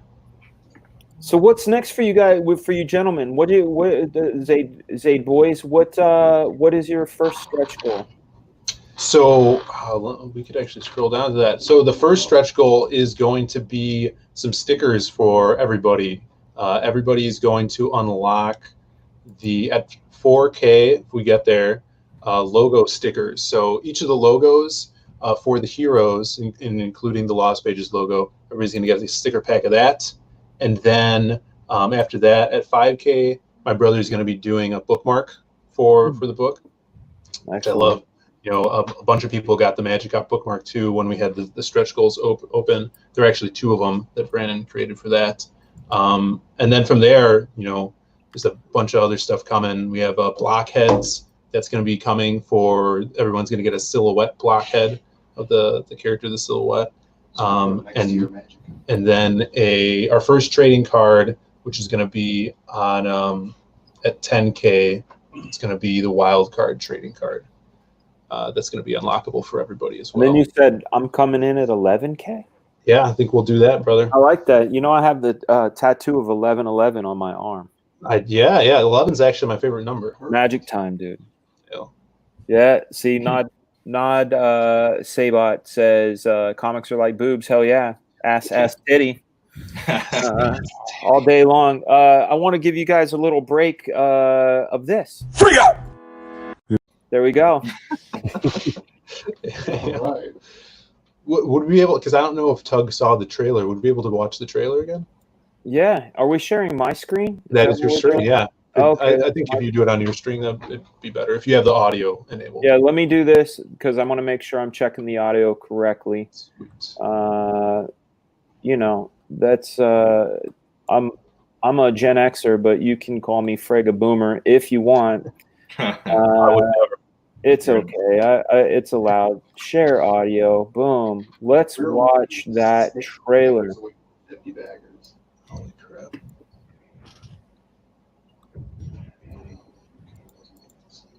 The Lost Pages, the minds and hands of Zaid Comics, comes the first book in their connected universe of heroes, with a cover by legendary illustrator Simon Bisley.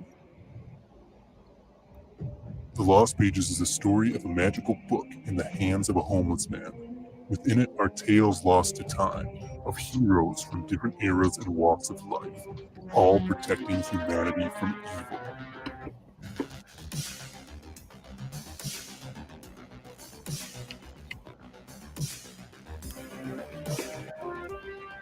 As the word of the book is spoken around a trash fire, new crusaders of justice will be revealed to this world. A supernatural vigilante on the hard streets of Chicago named the Silhouette. An ancient sorcerer battling horrific myth on the high seas known as Wild Card. A modern-day mental monster from the mind of a bodybuilder babe, Crimstone. And a pulp hero from the 1930s, a master of disguise donning the mask of the masquerade. This is just the beginning, for in the future these heroes and more will come together to write the end of the world. But for now, the ink of life flows on every page. Will you be there to read it? Only on Indiegogo. Shout outs to Vosto Vlad for making that awesome song for us. Yeah, Vosto's the man. Yeah, Vosto is he's like full on CG, man. If you want like tracks for your music, you want cool synthwave tracks or anything, check out Vosto Vlad. I was feeling Terminator 1 on that motherfucker, man. So love it. Yeah. I love it. Did you do the voiceover on that? Yeah, I did the voiceover. So all you did is just gargle some glass. You didn't slow that down at all. Sand and glass. There's a good question from our good friend Tungsten EXE. How are you, sir? Hey. Will the characters in the book meet somehow in the story? So in this story, two of the characters will interact somehow in this story together. But this one is, setting the foundation for the universe, because this is, a connected universe of our heroes. So down the line, they're definitely going to interact. Some are going to team up, some will fight. There's a lot of story to tell in this universe. And I wanted to set it up so we know who these characters are before, colliding the heroes together. Excellent. And what's your plan? Is this a first of many? Is this just a one-off? Like, what is your plan with the Lost Pages?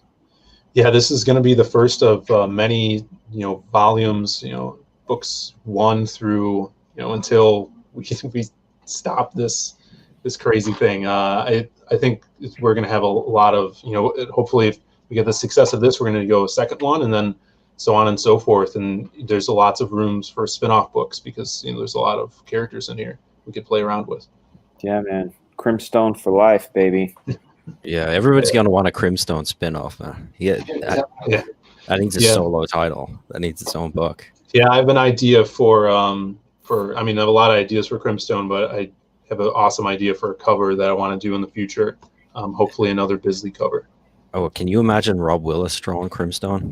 Dude, you say that. So there's a 4-page story in the bonus book that I kind of actually wrote for Rob, but at the time he was super busy with Shinobi Sasquatch, and I've talked to him since before we launched Magic Cop because I've loved his art so much, and he was actually attached to the project for a little bit, but he had to get going with Shinobi Sasquatch, so we couldn't go with him. But in the future, I would definitely love to see him draw Crimstone. He's amazing. Guys, I want to take a look at another one of our friends, Eric Weathers, Battle Brick Road. He's got 10 days left. He's at 593 backers with $33,345. I backed this day one. I was backer number 14. This is one of those books you guys want to jump on. Look at this art. Incredible. It takes place in the world of Oz, but after things have gone crazy. This is one of those books you definitely want to pick up. Another one of our friends. Let's see if it's already in my thing. Yeah, there it is. Boom. Johnny Phantasm. This is in demand.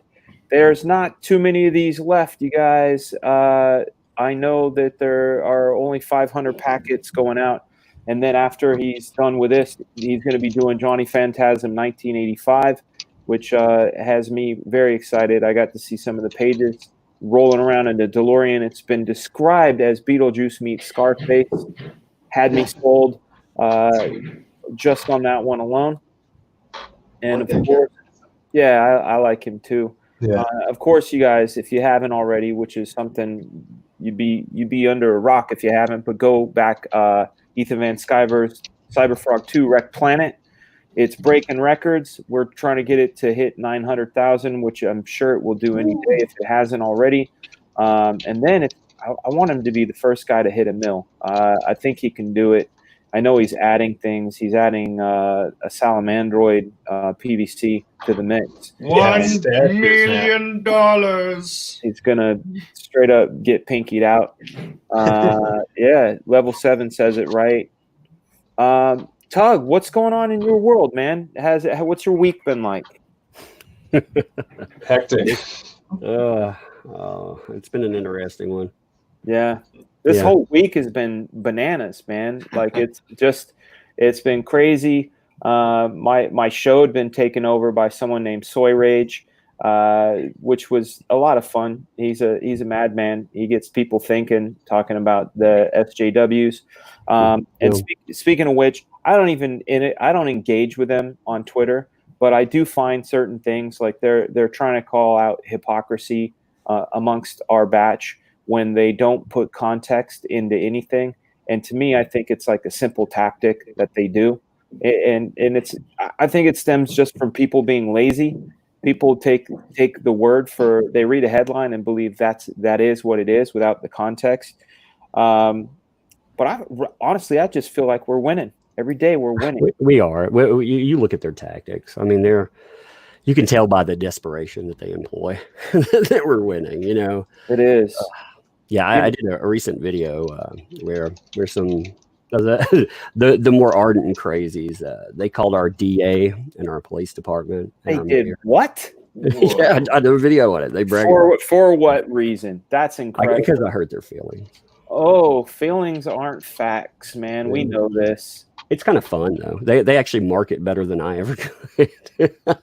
They get mad because I employ a marketing technique. It's called when they get pissed off, I pimp them. I put up the back end and I pimp slap them. That's awesome. Monetize them.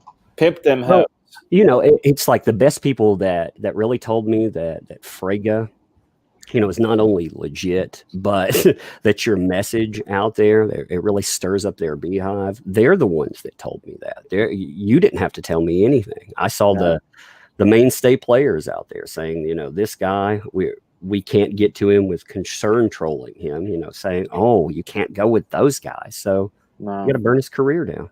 No, they tried. I saw they try to associate me with things that I'm not even connected with through third party hearsay, unverifiable third party hearsay on a site I've never been on, spoken by somebody I've never met, and tried to connect me to those opinions. You just go, man, that is some incredible stretching. For some wokies, they are some Fantastic Four, Mr. Reed Richard fans, because they be stretching like a motherfucker. That's crazy. That's crazy shit. So glad to have you, man. It's an honor to have you on here. You're a Comicsgate legend. You're up there in the pantheon. I like the cut of your jib, man. You call it how it is. You battle the fights with the enemy outside. You never fuck with people on the inside, and to me that's super commendable. And I salute you. If it was, it's afternoon, I can actually have a drink if I want to. I was going to say, since it's before noon, I would drink a bourbon for you. I'm going to get one in a little bit, but thank you so much for being on the show, dude. No problem, man.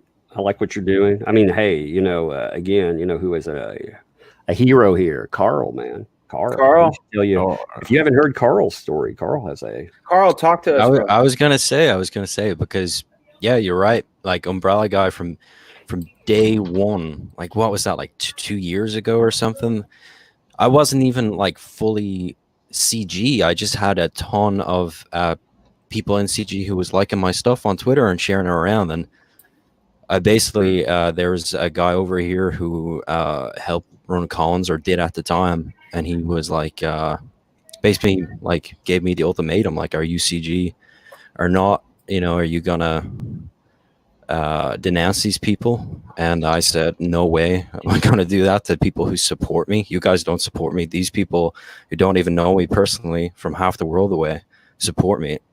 And I got banned from a convention, and this guy said, any convention I'm running, you're not going to. And I was like, this guy's like twice my age too, and I'm like, not being a grown-up. Yeah. And Umbrella Guy, like I think someone put me in contact with Umbrella Guy, and he was immediately like, okay, tell me what happened. He did a stream that night. He explained the whole thing to all his audience, and I got all this support from it. I got people who used to live over here, used to live in Ireland, but moved away, that contact me because they were watching Umbrella Guy's stream and was like, I know exactly those guys. They've always been assholes. Right. And it was awesome, Umbrella I can Guy. imagine the whole situation. I mean, you weren't just talking being, canceled here. Here people try to knock you out of conventions. There they were trying to knock you out of the whole of Ireland. I mean, that's correct. Yeah, well, that did happen. CG broke new ground for Ireland. Like, Deathsworn is the #1 crowdfunded comic book from Ireland, and the Irish comic book community, both pros, the national outlets, the independent guys, the people that aren't even making comics, but they somehow get this pass in the conventions because they do like postcards with kitty cats on them and paperweights with little elves on them. And I was at a convention and they put me beside, in Artist Alley, I was trying to sell Deathsworn. They put me beside someone that was selling soap. It's on a homeless soap. So that's how I want to read something to you guys. Yeah. Okay, this is something I found on Facebook, and it hit me. It hit me because Carl, Tug, you guys know my story. I'm hearing about your story. This one hit me in the way that CG hit me. It says, before he died, a father said to his son, here's a watch that your grandfather gave me. It's almost 200 years old. Before I give it to you, go to the jewelry store downtown, tell them that you want to sell it and see how much they offer you. The son went to the jewelry store, came back to his father and said they offered $150 because it's so old. The father said, go to the pawn shop. The son went to the pawn shop, came back to his father and said the pawn shop offered $10 because it's so worn. The father asked his son to go to the museum and show them the watch. He went to the museum, came back, and said to the father, the curator offered $500,000 for this very rare piece to be included in their precious antiques collection. The father said, I wanted to let you know the right place values you in the right way. Don't find yourself in the wrong place and get angry if you are not valued. Those that know your value are those who appreciate you. Don't stay in a place where no one sees your value. Know your worth. You feel me? Profound, yeah. Yeah, dude, that's it. That was definitely for me. Like 100%. Especially when the places that are creating value around garbage, around soy fucking trash, trying to feed us things that we don't want. We want to give them what we want and what they want. And the thing I'm absolutely sick of is, as Tug has put it, being called an ist, a phobe, any sort of those things, because I just want to make the things I want to make, and I respect the people that want it as well. There's nothing wrong with that.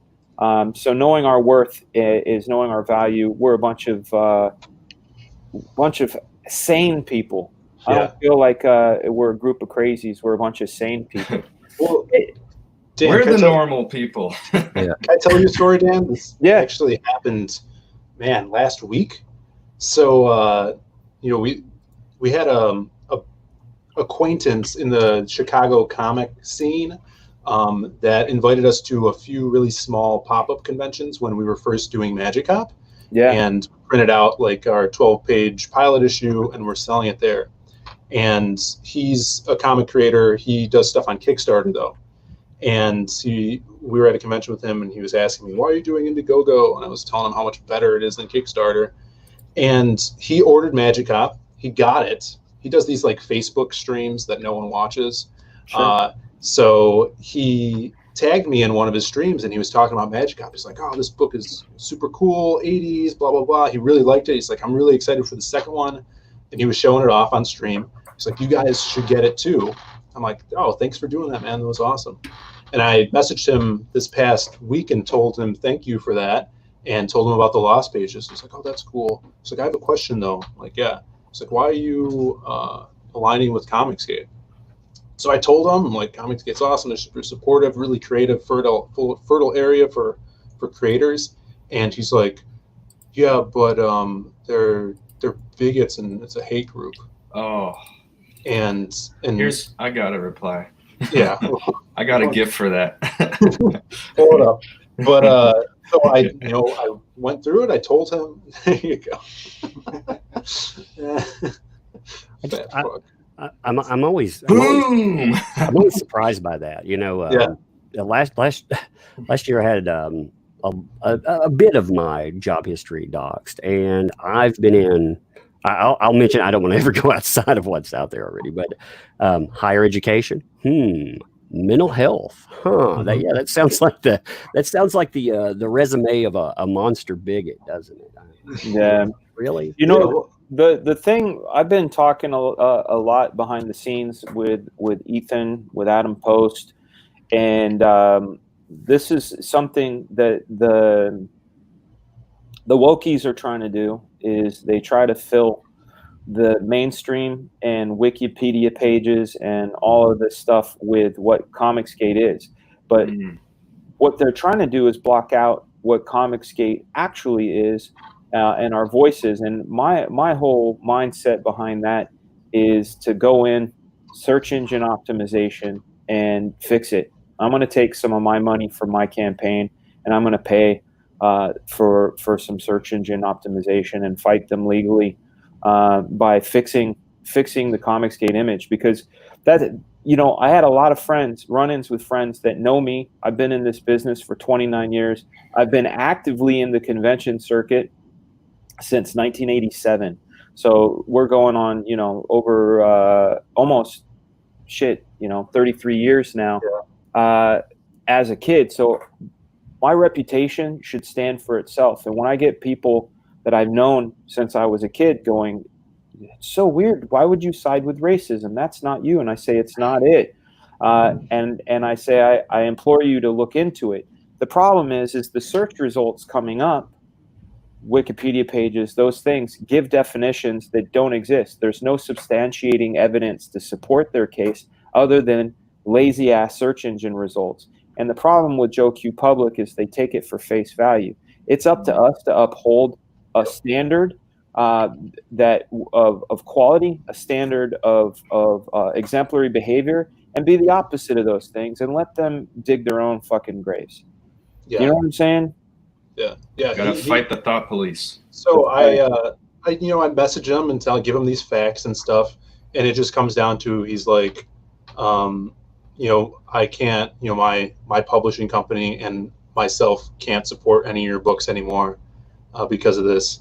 And I'm like, you bought it, you loved it, you told your fans to get it, and now that you know this, I guess he read in my little thank yous, I put thank you to CG, that, and then so I just let it go. I'm like, I hope you change your mind in the future. And then the next day I go to his page and he put this big, status about, people think, CG says that they're about good comics, but that's like saying Nazis are just about socialism, right? Well, that would be if we were Nazis, but that's the main issue, and it's the weapon of the Wokey to throw out these vitriolic, strong terms without any sort of substantiation. That's the biggest problem. If you called someone any of those names and throw out a hearsay story, nobody wants to associate with those things. They'll run. Any good person, quote unquote good person, or someone who thinks they're good, whether or not they're lazy and do their research or not. I consider myself a good person, but I also am. I know people. Like, I know Ethan Van Sciver. I've known Ethan since 1995. We're going back, 25 years. I've known him. So obviously, when I hear names, the ists and phobes being thrown around, I'm like, come on now. I look into it. Because I'm like, please. For me, it's the opposite. It's not a thing of slander. It's a thing of making you unemployable. Istenphobe is just the tip of the iceberg. I mean, Nazi is just the tip of the iceberg. Like, these days, like, as they lose, they become nastier. Like, they've been trying to associate words like pedophile with people. I mean, they try to damage you in real life and damage you to the point that, like I said, they try to wreck and ruin you. And that's there's not, at a certain point, you do have to, be the exemplary behavior of that. I'm wondering about, like, how you may have to employ somebody else to take care of at least one of these weirdos. When you go out legally, you may have to one day, because these people just get worse and worse and worse. Well, that's the thing. They're a bunch of keyboard warriors. Mm-hmm. That's all they have, and they figured out a certain system. And that the thing they don't realize is, a lot of us, my brain is systematic. For example, I don't know if you guys are familiar with Kim Jong-gi's work. The first time I saw his stuff, I was completely baffled. How the hell? How is this guy doing this? Has he got drawing lightly. I came up with every reason that he was able to do it other than that he just worked hard. The next thing I did with the kind of brain I have, like I said, I'm systematic. I said, why can't I? And I wrote down a list of the reasons I couldn't, and then I defeated them. And I do the same thing with these Wokies. I go, what are they doing? They're putting out disinformation. I grew up on a chicken farm, so some people call them the non-player characters. I call them chicken heads because it's simple algorithmic behavior, if then, like BASIC from a Commodore. You kind of know their tactics. If they throw this out and that doesn't work, they throw this out. I just found that ignoring them is best. But as far as the disinformation, that kind of shit that they're putting out there, I systematically go, okay, disinformation, how do you kill that? You put out information, you put out real information, you do it in the right way. Yeah. Like I said, I'm willing to take some of my money to put into search engine optimization. I'm going to hire the best PR firms, and I'm going to get the word out there. And we're going to fucking battle right back. And my pockets are deeper than theirs, and I don't mind spending a few dollars to fuck them up. Hail, brother. That'd be awesome. That's amazing. When I hear someone get called racist, bigot, homophobe, that's like an endorsement. I'm like, oh, so they're cool, probably. They're probably right. Awesome. They're a threat. They're a threat. I mean, as soon as they soon as they try to throw that paint, the Wokies try to throw that paint on them, you go, ooh, that they're probably of value, and they want to stain them. So let's see. Yeah. What did this say? Vasson says, did you hypnotize chickens by drawing a line before their beak? Any similar trick for Wokies? Yeah, staying the course. We just stay the course. Tug puts out a great book. Carl puts out a great book. Joe puts out a great book. Diaz brothers put out great books. I put out great books. And we stay the course. And we never, I repeat, underline, underscore, bold, highlights, bright pink, stroke around the lettering, never stoop to their level and ever show any behaviors that they accuse us of. Yeah. And that's all you got to do. Yeah. On this dude's Facebook post, he had friends on his list that liked CG and were arguing with him. Yeah. And, one guy's like, making comics books is about two things. It's about putting out quality stories and comics and making money. And he says the guys in CG are doing both. And this guy that doesn't like me now, he's like, oh, quality, LOL, yeah, right. And then I was reading this while I was hanging out with Joe Ball, one of my artists and good friends, and he's like, dude, post that wild card picture of the boat on there and see what they say. And I posted it. I'm like, yeah, this is the comic that's coming out right now. It's coming out this week by Joe Ball's doing this amazing art. Is this quality? You guys decide for yourself. And he's like, well, I wasn't talking about the quality, Right. You just keep growing platforms and stuff too. I mean, the first comic that we launched it around 20,000 subscribers. This one, we launched it around 80,000. The level we're at right now with backing, it took us 29 days on our first comic book to get where we are in 13. So yeah. As we bring in new. We obviously respect the audience we have. I owe no nicety or respect to crazy people. I usually block them, but after they get to a certain point, I owe no nicety to them. I'll make fun of them. I will market and pimp them. I don't believe in ignoring. I tried the ignoring thing for 6 months, and it got me to a weird place. So yeah, your kung fu is a different kind of kung fu, man. And I'm a YouTuber. See, that's a difference. Like you. I want to make it where people like yourselves or anybody on this panel, if you want to make something, I don't want you attacked like a Peter Samedi. I don't want you having your docs waved around in your face. If someone like me sits out there, I'll kick that hornet's nest until they focus this way. Because you know what? Then I'll monetize them. I'll do my own thing. And you guys gonna make comics. I think what Thug does best is he doesn't argue. He exposes them. He's not the guy arguing with the crazy out of his head like corner street preacher. He's just exposing it. You can't argue with them. They do tactics like this. If people don't use Twitter, like if you get into a direct argument, do you know that if you tag a person in a conversation 5 times, that they can flag that for mass harassment? So you respond to them 5 times, they will report you for mass harassment or mass campaign. So they'll do stuff like that. So you never argue. You never argue with the nonsensical anyway. I never knew that. See that? You got to read the playbook. That's what they're doing, is they're exposing loopholes.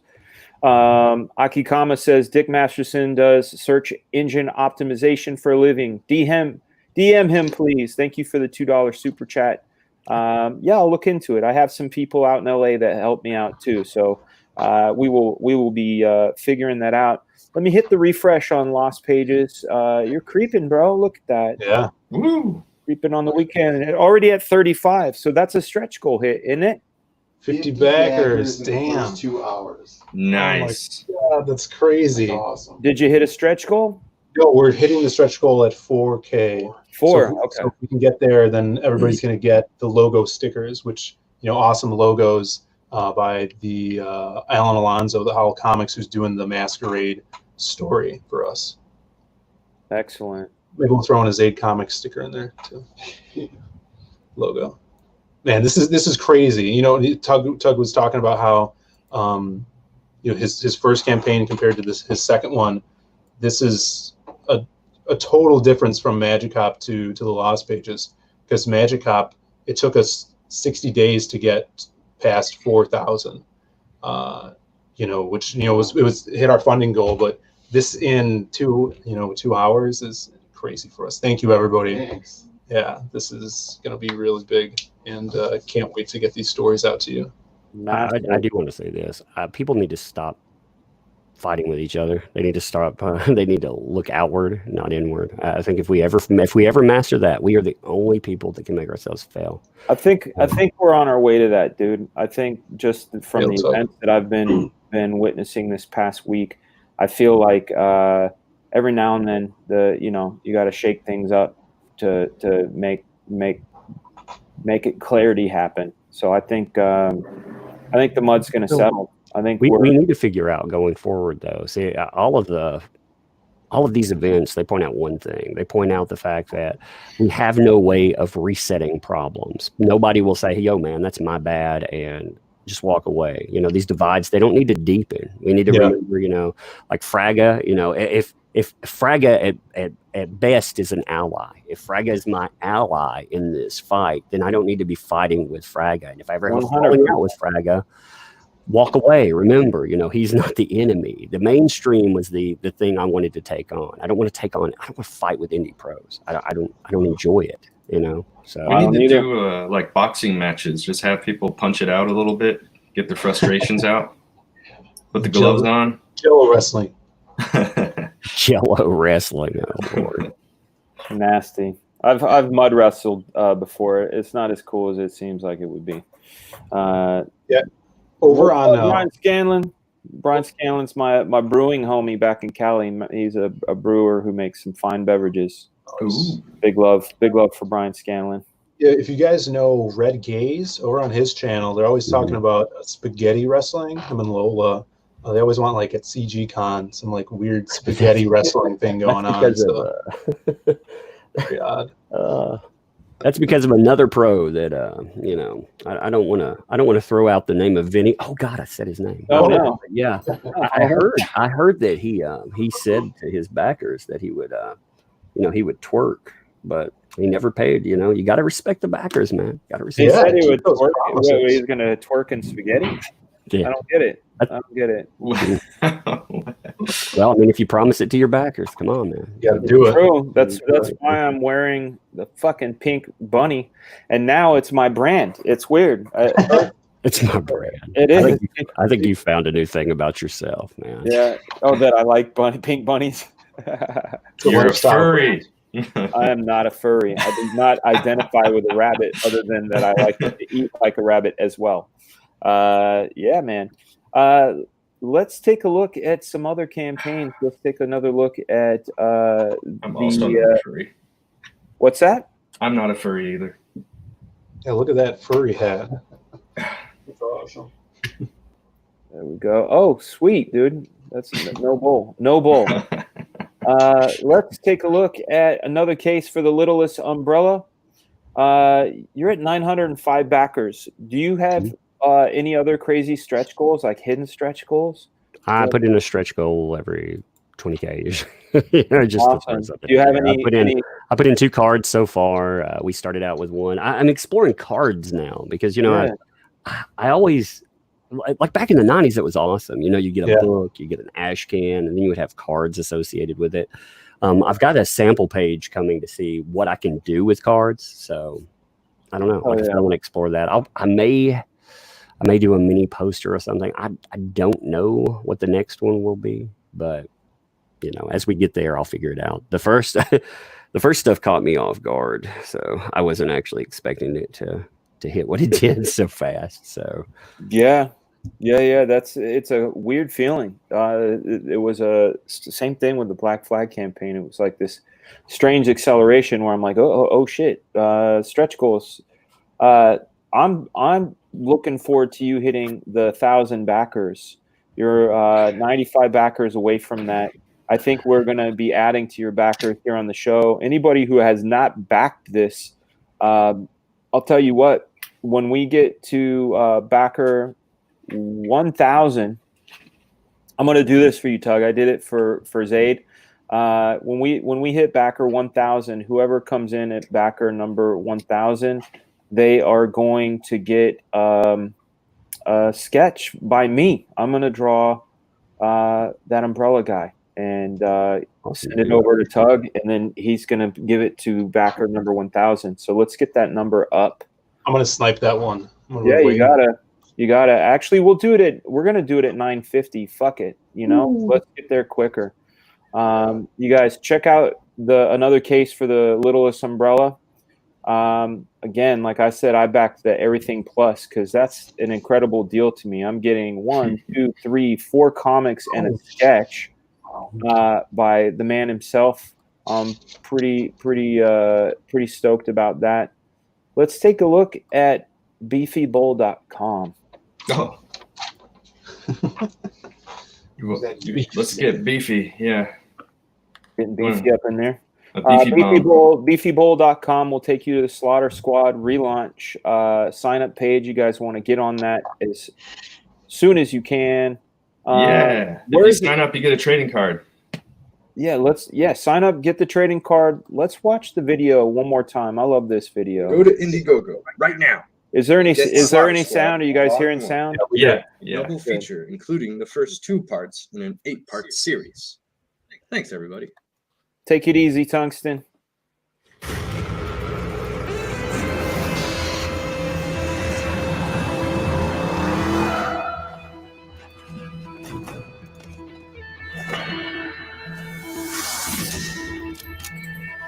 You sure you want to go back in there? A bull's got to do what a bull's got to do.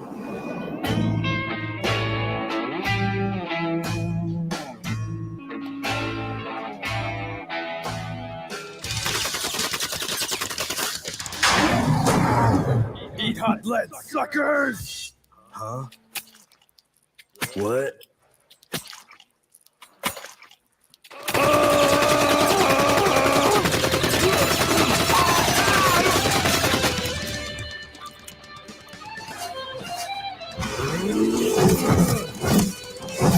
Mess with the bull, get the horns!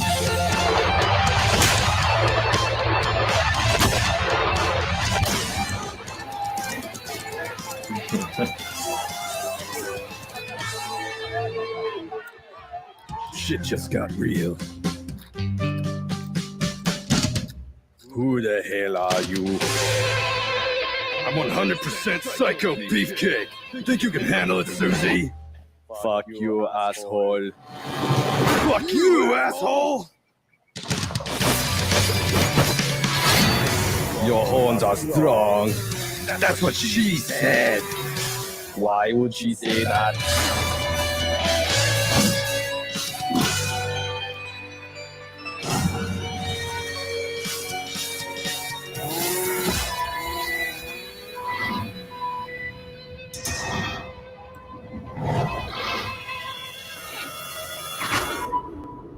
Let's burn this motherfucker.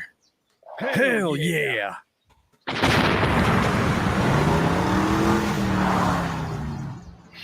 Your mama would be proud.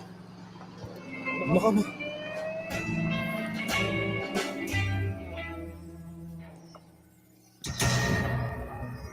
Kilgore. You're dead meat.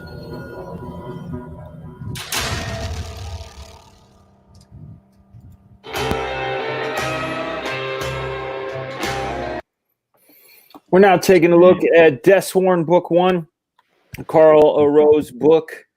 Thanks, man.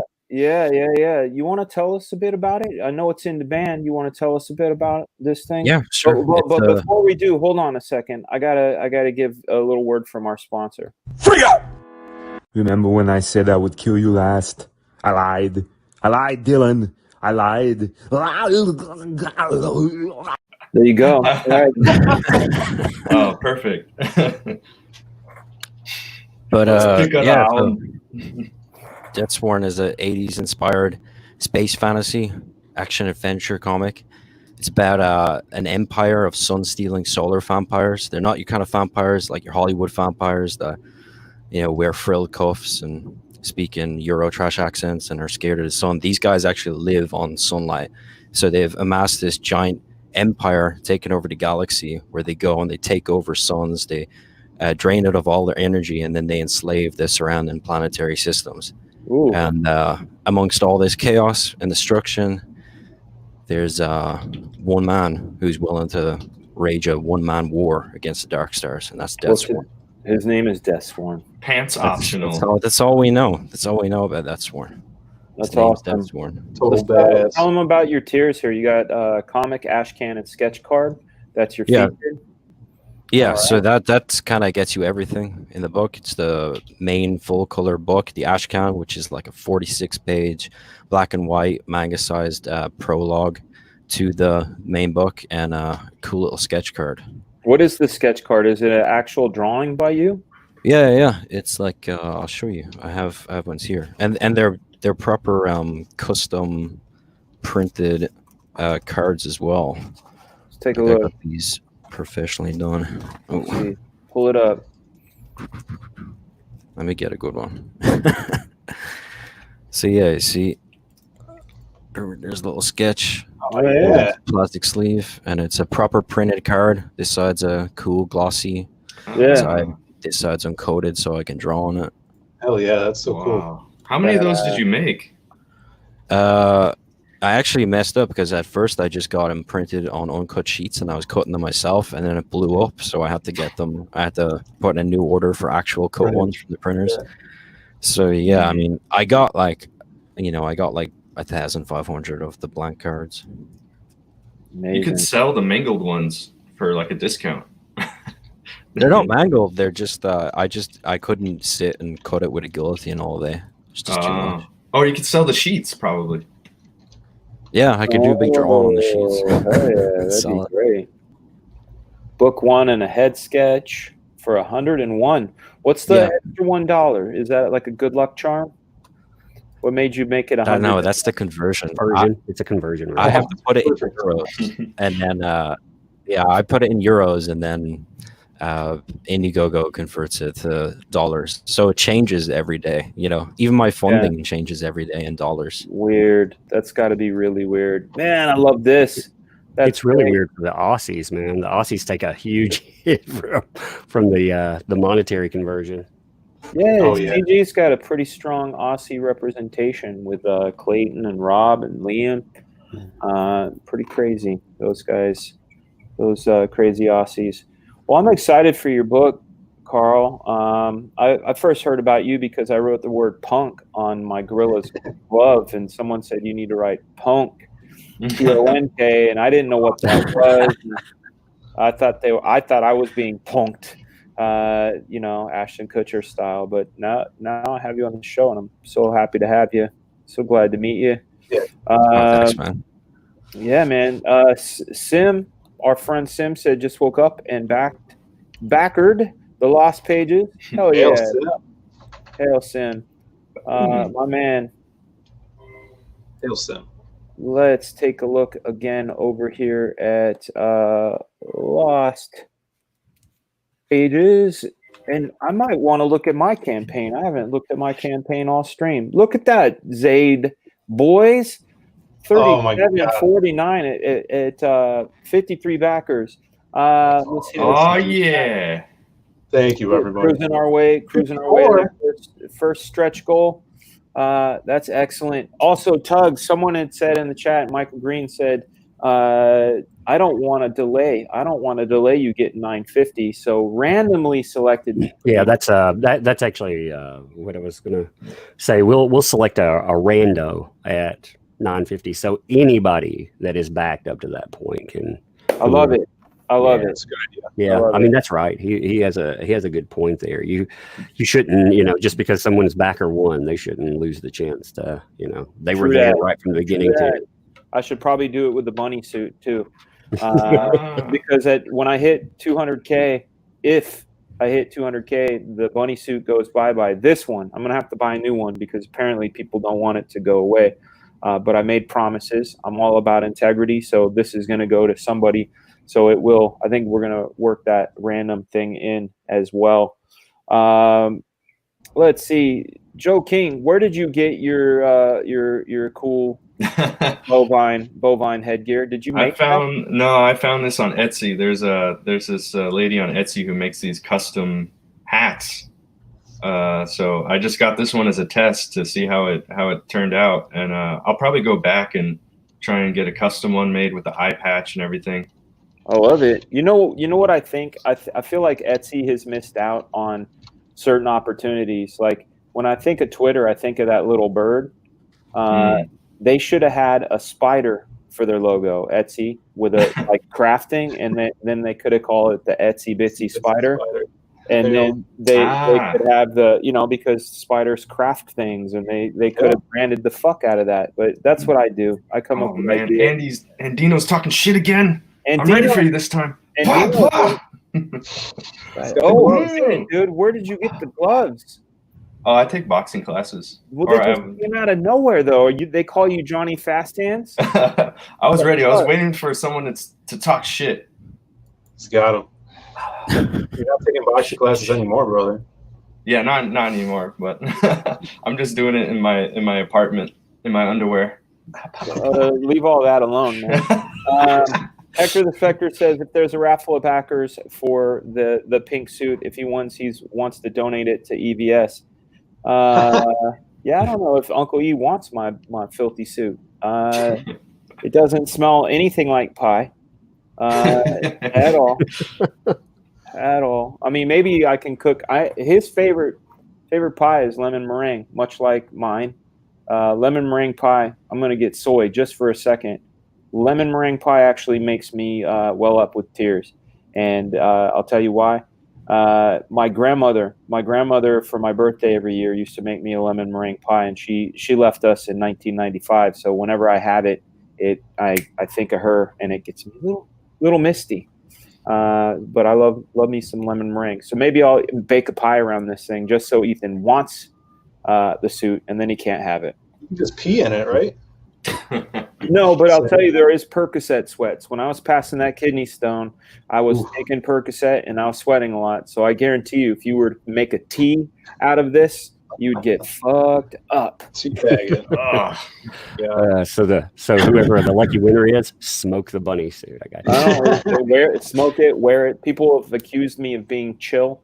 I think it's the suit, honestly, because if you want to get me riled up, be a 9-year-old and defy logic and reason and be my kid. That's how you get me upset. Hey, by the way, there's nothing so-y about actually, caring about your parents and your family and stuff. I know. If you look back, there's nothing so about looking back and thinking, man, that was a good time. I think that's what we bring with, again, I think that's what, part of print comics is. I have digital comics and there is nothing connected to them. I mean, sure, if I'm traveling, I'll read them, but you know what? That's the only thing. I have almost a terabyte of digital comics because I'm an avid collector and I keep a lot on my iPad. And I remember one time I was on an airplane. This is pre-COVID, obviously, but I was reading comics, and the person next to me said, "Oh, you have comics on there?" And I said, "Yeah.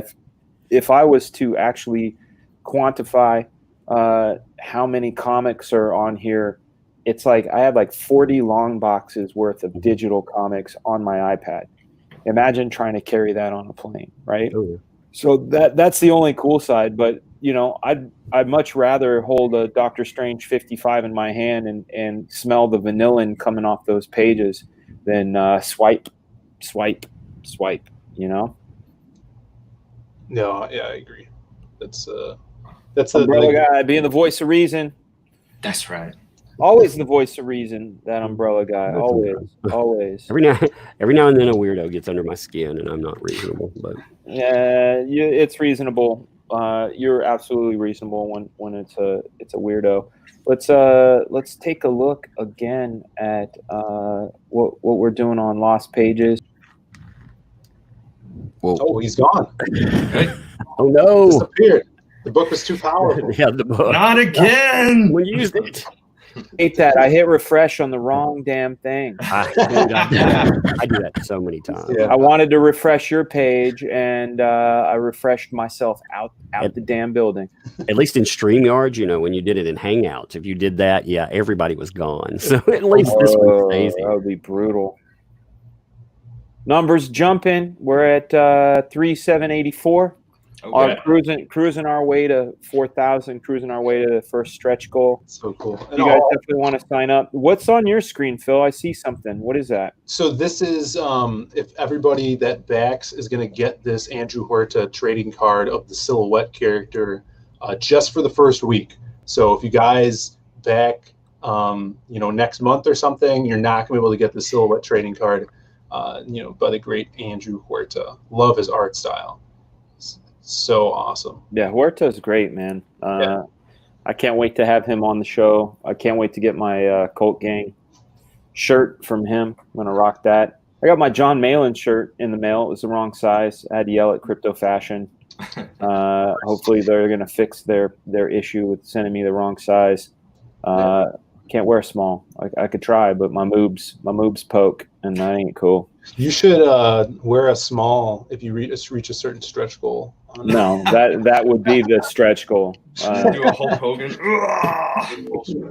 Let me put this out there for the artist as well. I always forget to mention this. I'm running a contest until give me a second. I gotta pull the thing up until the 5th of June so actually that's just a week from now. For the littlest, I call it the littlest contest. Basically, we were one last time.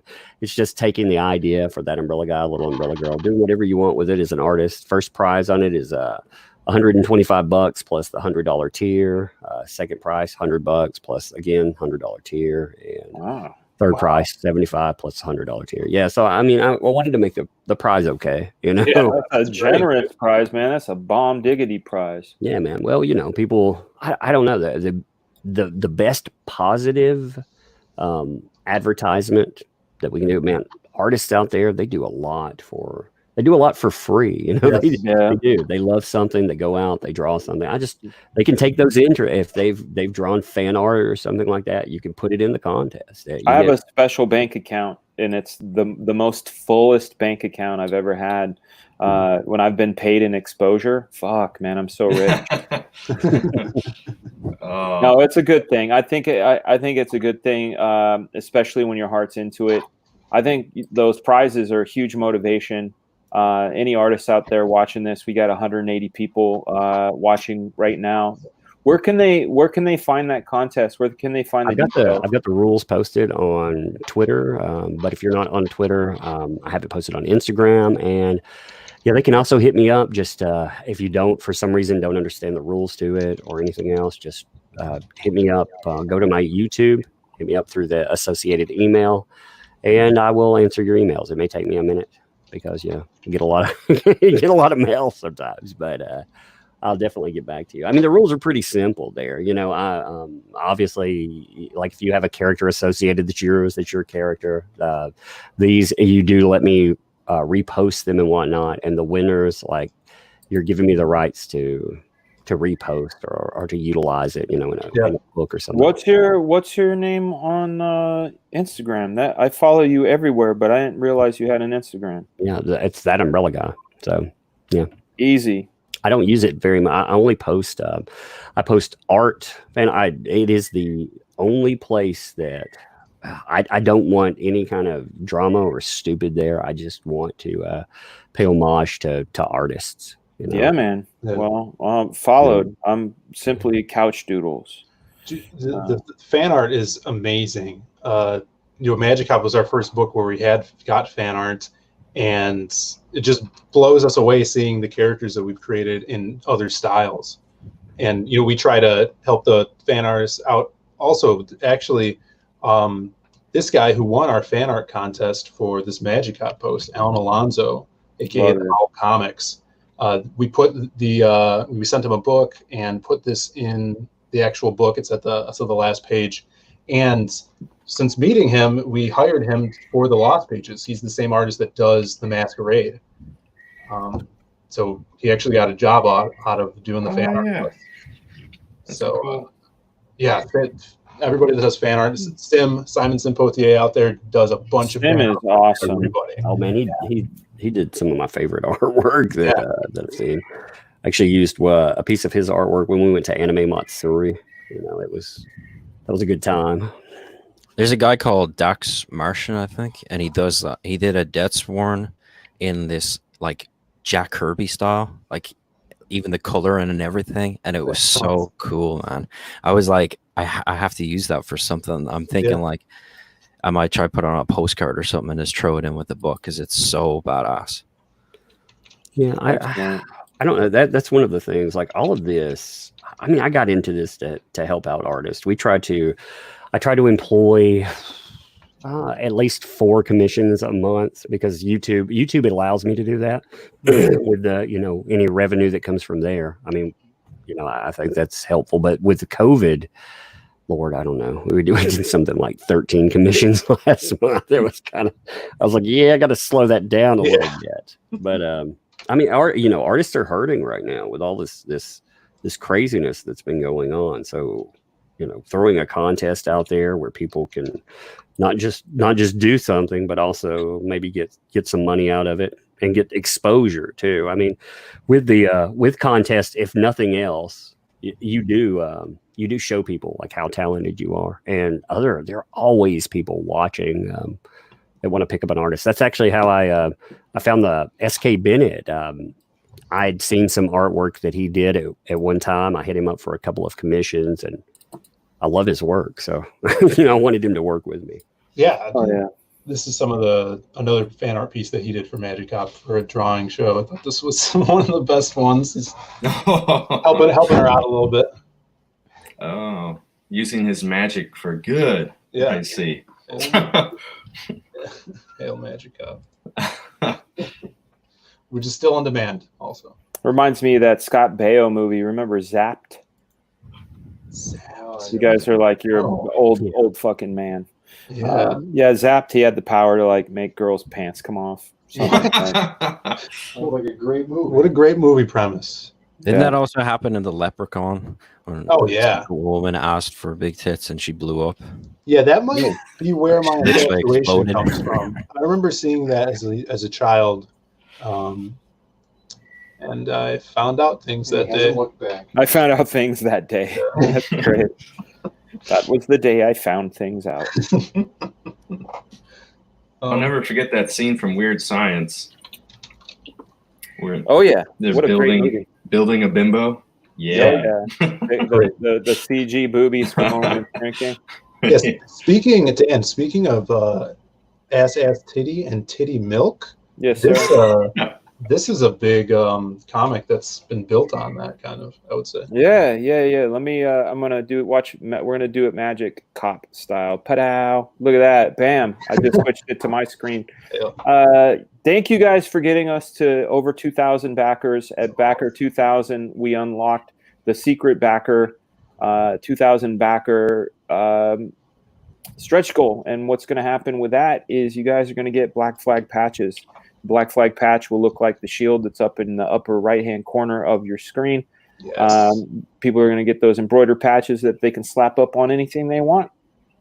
We've got awesome. a comic book, an ash can. We got the comic book itself. You pick from the color cover, the black and white cover. You can get 2 signed comics. All the comics come signed, but you can do mix and match, 2 of the same, 1 of each if you want. We also do that with 2 comic books and 2 ash cans. The ash cans are facsimile replicas of the 1994 ash can. Of course, we're going to strip out the image eye and remove any instances of any other companies or properties, but it will be identical in every other way.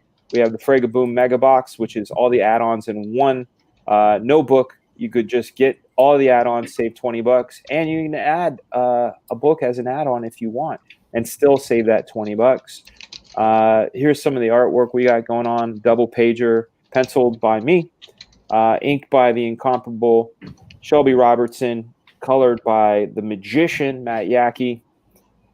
Here's a double page spread. Typical of my art, always very busy. But once it colors up, it has clarity. This story is one that will blow your mind, not unlike something that you would find in, say, maybe The Sixth Sense, an M. Night Shyamalan sort of story. Ooh. Who knows? Who knows what's going to happen? What's a twist? It's got twists. Every issue has a twist.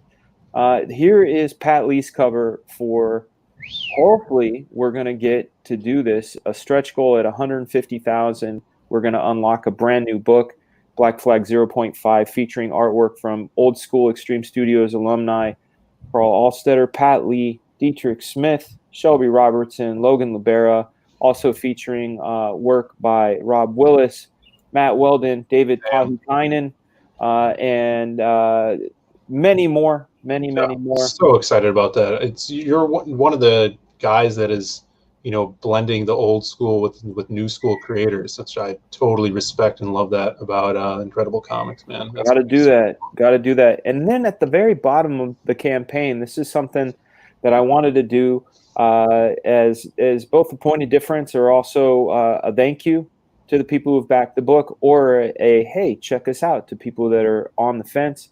You can download the original 1995 Black Flag series as a PDF. It's that darn digital comic, but it's free. You just click on the link and download it. It's got 5 issues for you, issue 0, 1, 2, 3, 4. And the original Fragaboom mixtape, if you want to listen to some old school rap that I did back in 94, along with another song called Nike That. It's a motivational song to get up off your bootay and to be and do your best. And then last but not least, since it's the month of May, Free Comic Book Day is every day at Incredible Comics. Here is the 2000 Gearstation Series for you. It is also free digital comic, issues 0, 1, 2, 3, and 4, so you can get on board with those.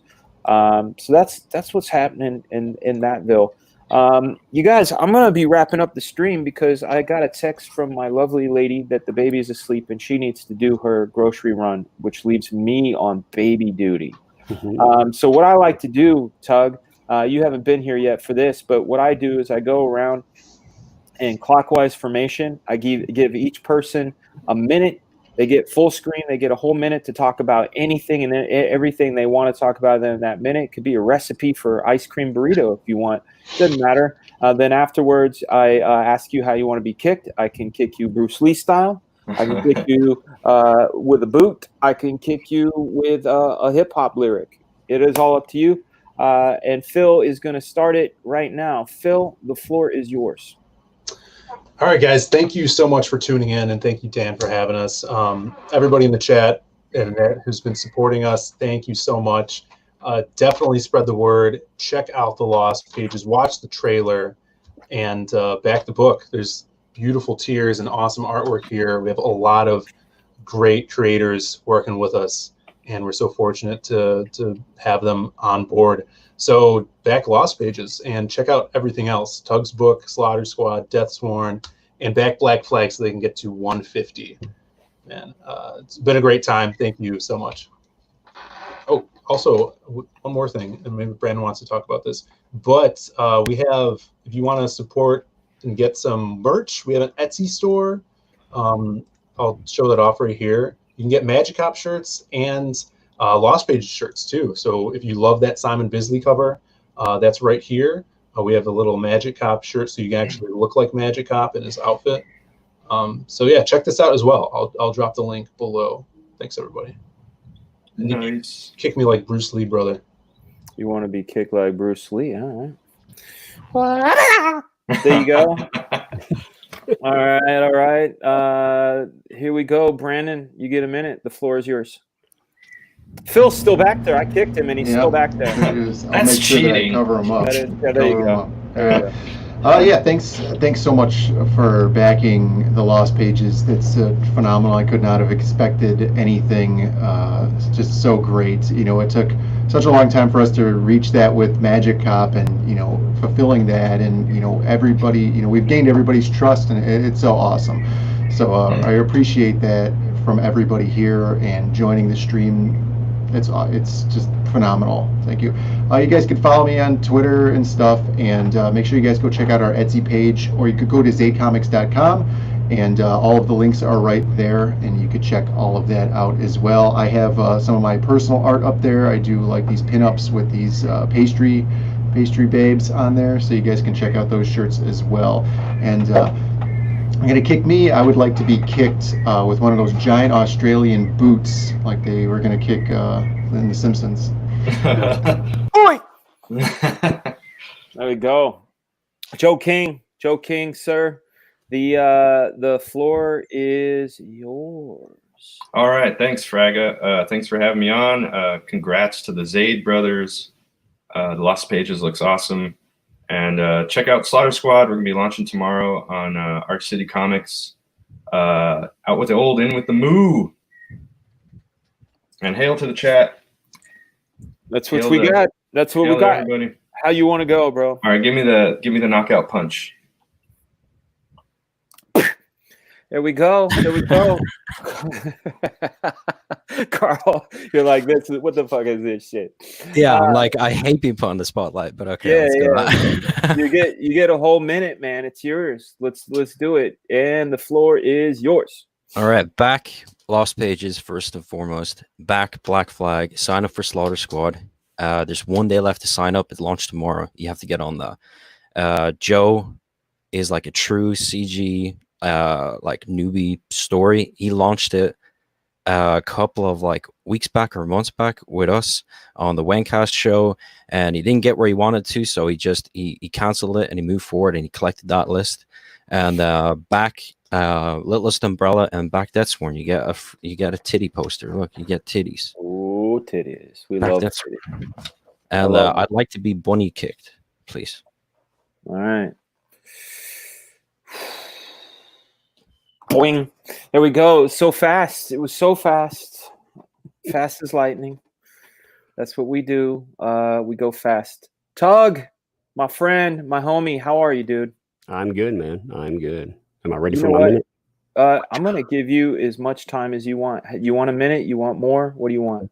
I'm just going to, instead of people know the project there, people know the other projects. I want to say that, like, while we're doing this stuff, remember why we do it.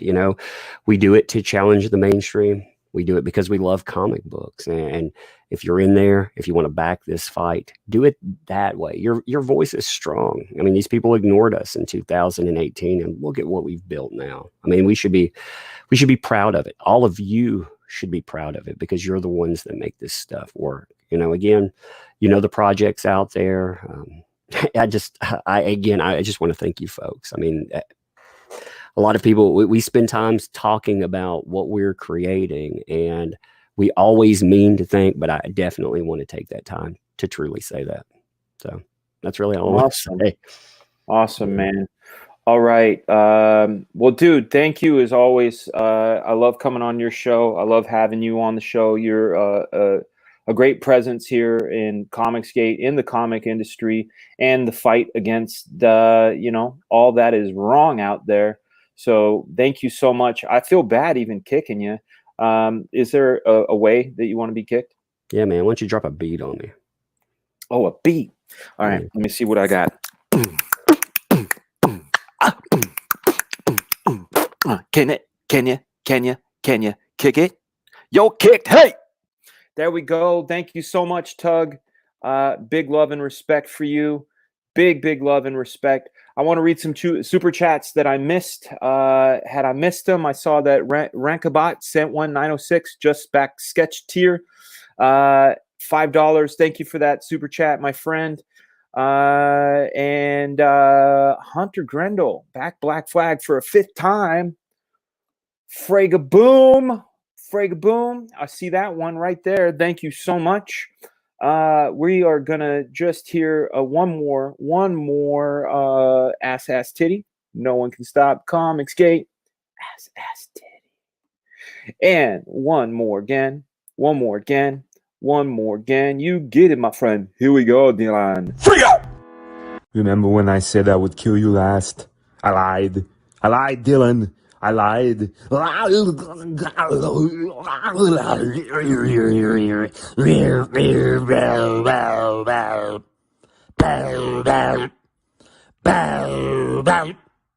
Free up! That's what happens. That's what happens when you're part of the weird breed. I'm part of the weird breed. You guys are part of the weird breed. Definitely subscribe to Scottman, his show. Check him out. Anonymity needs that dope friggin' beat. Oh, yeah. You're going to get it. Thank you, everybody who has joined the chat. I know it's kind of crazy starting a morning stream like this, but I wanted to be part of comics history. I wanted to smash it and bang it. I wanted to help the Zayd Boys, because the Zayd Boys kick ass. They are the future of comics. Go back Lost Pages if you haven't. Go back it again if you have, because this is comics history. I've been your host, Fragaboom. You've been watching Couchdoodles Live. I may or may not be back tonight. I'm not sure.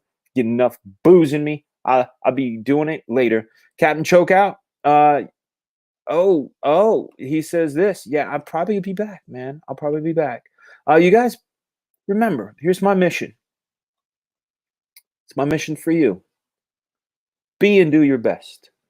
Keep your expectations of the rest of the world low, and you will always be happy. Be and do your best. Count on yourself. And if you're being and doing your best, you're going to kick some ass. So that's up. That's what's up. That's what's up. Yes, y'all. And you don't stop. This has been Couchdoodles Live with your host, Fragaboom. You guys be great. I'll see you guys.